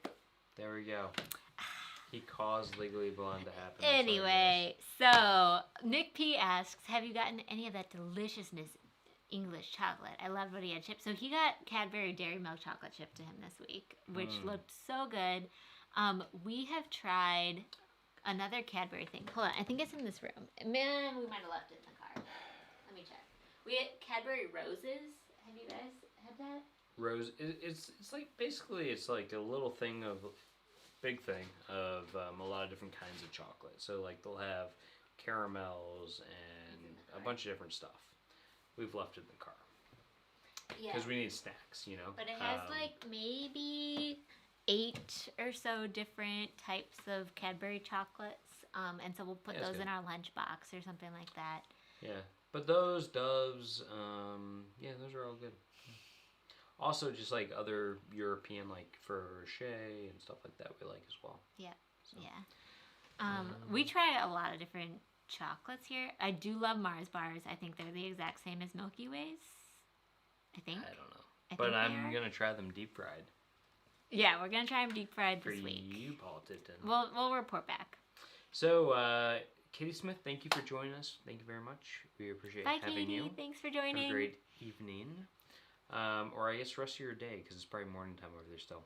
Nick P, nothing better than true Cadbury chocolate. Yeah. Marilyn Dillon, which Hallmark movie? We already said it. Christmas Wishes and Yeah, Mistletoe Kisses. And she said that she recognized him from Legally Blonde too. There we go. Because how could you not? Vega Bonnie, Katie Smith, wave. Whoops, wrong wave. That's funny. Eric Brown loves Cadbury. Cadbury's good. And Nicole says we should try Quality Street. I've never had that. There's a lot of candies that we need to still try, though. I like going to like the. I'm such a chocolate local- person that I don't try the other non-chocolate ones. I like going to like the local places though, Yeah. like that have like. When we were in Inverness, we were eating chocolate Chocolate. on our live stream last week. If you guys stayed on that long. That was from a Belgian master chocolatier. Yeah, but he'd been in Inverness in the 18 Victoria years. Market for 18 years. Yeah. So. But he's from Belgium. Mhm. He's a master chocolatier. So that was super, super That was really delicious. Yeah, we've been eating the Cadbury roses. But in the Lake District in Ambleside, we got some really good chocolate from Bank Street or something like the Bank something. Old Bank chocolate place. But when we go to it's all Tesco, good. I think I need to pick up a couple new things. We'll give them a try. Sure. It is 3 hours. Yeah, in. we're gonna We should probably go because I think I there need was to go one. get food. Yeah, there's one more thing though on the okay, the very final thing. Is I think we've kind of already touched on it a little bit, but it's that different parts of the NC500 have different amenities available. So Okay, yeah. So from this, what we were talking about was like, it's not just like amenities, but it's also just like what's available from like a pull-off perspective. Like in different places, like there might be like less passing places or less pronounced passing places, and other places have like true parking spots, like in like parking areas. yeah, And like the most recent spot on like the west coast of the NC500, I feel like it's had more like true viewpoints and like areas that you can pull off, picnic tables, stuff like that, where you can like, it's a little bit more tourist friendly, where you can like really stop and like hang out and take a little bit of a break from your drive, because it can get stressful. Like I want to emphasize that, is that driving in the UK, driving in Scotland in the Highlands is not the same as driving in most of the United States. It is a little bit more stressful. It's a little bit more taxing. Even after a day of only like 4 hours of driving, I'm done. Like I am ready for. Even break. I'm done, just because I'm like I get stressed when she stresses me out. Being in the passenger side. Well, sometimes. yeah, because sometimes the passenger side is like on the side of a cliff, and you're like, you're too close for my comfort. Okay, so but the maps though, I'm sure the official NC500 map probably has similar type of icons, but as you can see, like we're in Ullapool right now, and they have like the petrol little gas sign, and there's like little tiny, much smaller ones that you can't really quite see on camera. But there's a whole index that will show you all of the different amenities that are available. And that's going to be super, like, you don't think it's going to be important to see until you realize that there's, like, no cell phone service in most of the entire drive. So having the ability to figure out, like, where's the next gas station, which town is it in, that sort of thing. Yeah. It's been so nice to have this. I'm not going to lie. Definitely. And then also downloading Maps.me. Maps.me operates on a different technology than Google Maps on your cell phone. So like when Google Maps isn't working, then we've been able to use Maps.me as a backup. But I bought this because of her, because I knew that she would like really take a lot of comfort in this. Yeah. She likes maps. I do love maps, and I like knowing what's next. She's a little cartographer. So Scorpio Sue, thanks for joining. Instacart's on its way, so you definitely better grab that. Purdue says last year Maui, North and South coastal roads stressing. I'm sure, yeah. Now I want to do it because I want to compare. I was telling Eliz this. I was like, oh, now we've done this. Like everything in the United States is gonna be so easy, and she's like, Colorado's still pretty intense. There's definitely places in Colorado. Maui would be awesome. Colorado. I think there's a lot of road trips in our future in the U.S. still. Yeah, Derek just hasn't been in a couple of those. All right. Yeah, so thank you guys all. Yes. You guys are the absolute freaking best. Thank you to Purdue, Bonnie, Mary Ellen, Katie Smith, Nick P. Nick P, Lori Sims, Thomas Reiser, Eric P, all these people. Paul Tipton, Purdue. Roger Sexton. Oh my gosh, there's all of you guys. I'm so sorry if Nicole, Julia, Cal. my parents, Lee Cal. Just so sorry if we've forgotten you guys in this list, but Iggy, like everybody. everyone. Thank you, Manila. We love coming on these live streams every week and just talking to you guys and catching up. Next week should theoretically be live from the Isle of Skye, so we can talk a little bit about that too. From New York. Live from Skye. And so hopefully you guys can join us next week, same time, same channel. But yeah, it's been really great. Thank you all for the super chats, for the awesome questions, travel Q&A, listening to us talk about our trip. Y'all are the absolute freaking best, and we really appreciate it week after week. Thank you for the likes on the video too. If you haven't liked it, definitely like it. If you haven't subscribed, definitely subscribe. We have, Travel Tip Tuesday is going to come out on Tuesday, and we're going to have tons and tons of travel vlogs that we've been filming throughout the time here that are going to release once we get back to the States. So, yeah. The Meansters will be here. Thank you, Vega Bonnie. Meansters back. Thank you, Lori Sims. Everyone have a great and healthy, safe week. Yes, agree. And yeah, we need to get our Chinese takeaway. And Klaus, thank you very much, sir. Bye. Thanks, Klaus, so much. All right, you guys are the best, and have awesome weeks, and happy U.S. Thanksgiving if you're in the U.S. And happy Black Friday if you're everywhere else. Or just happy Sunday. Happy shopping week. We'll talk to you guys soon. Bye. Bye.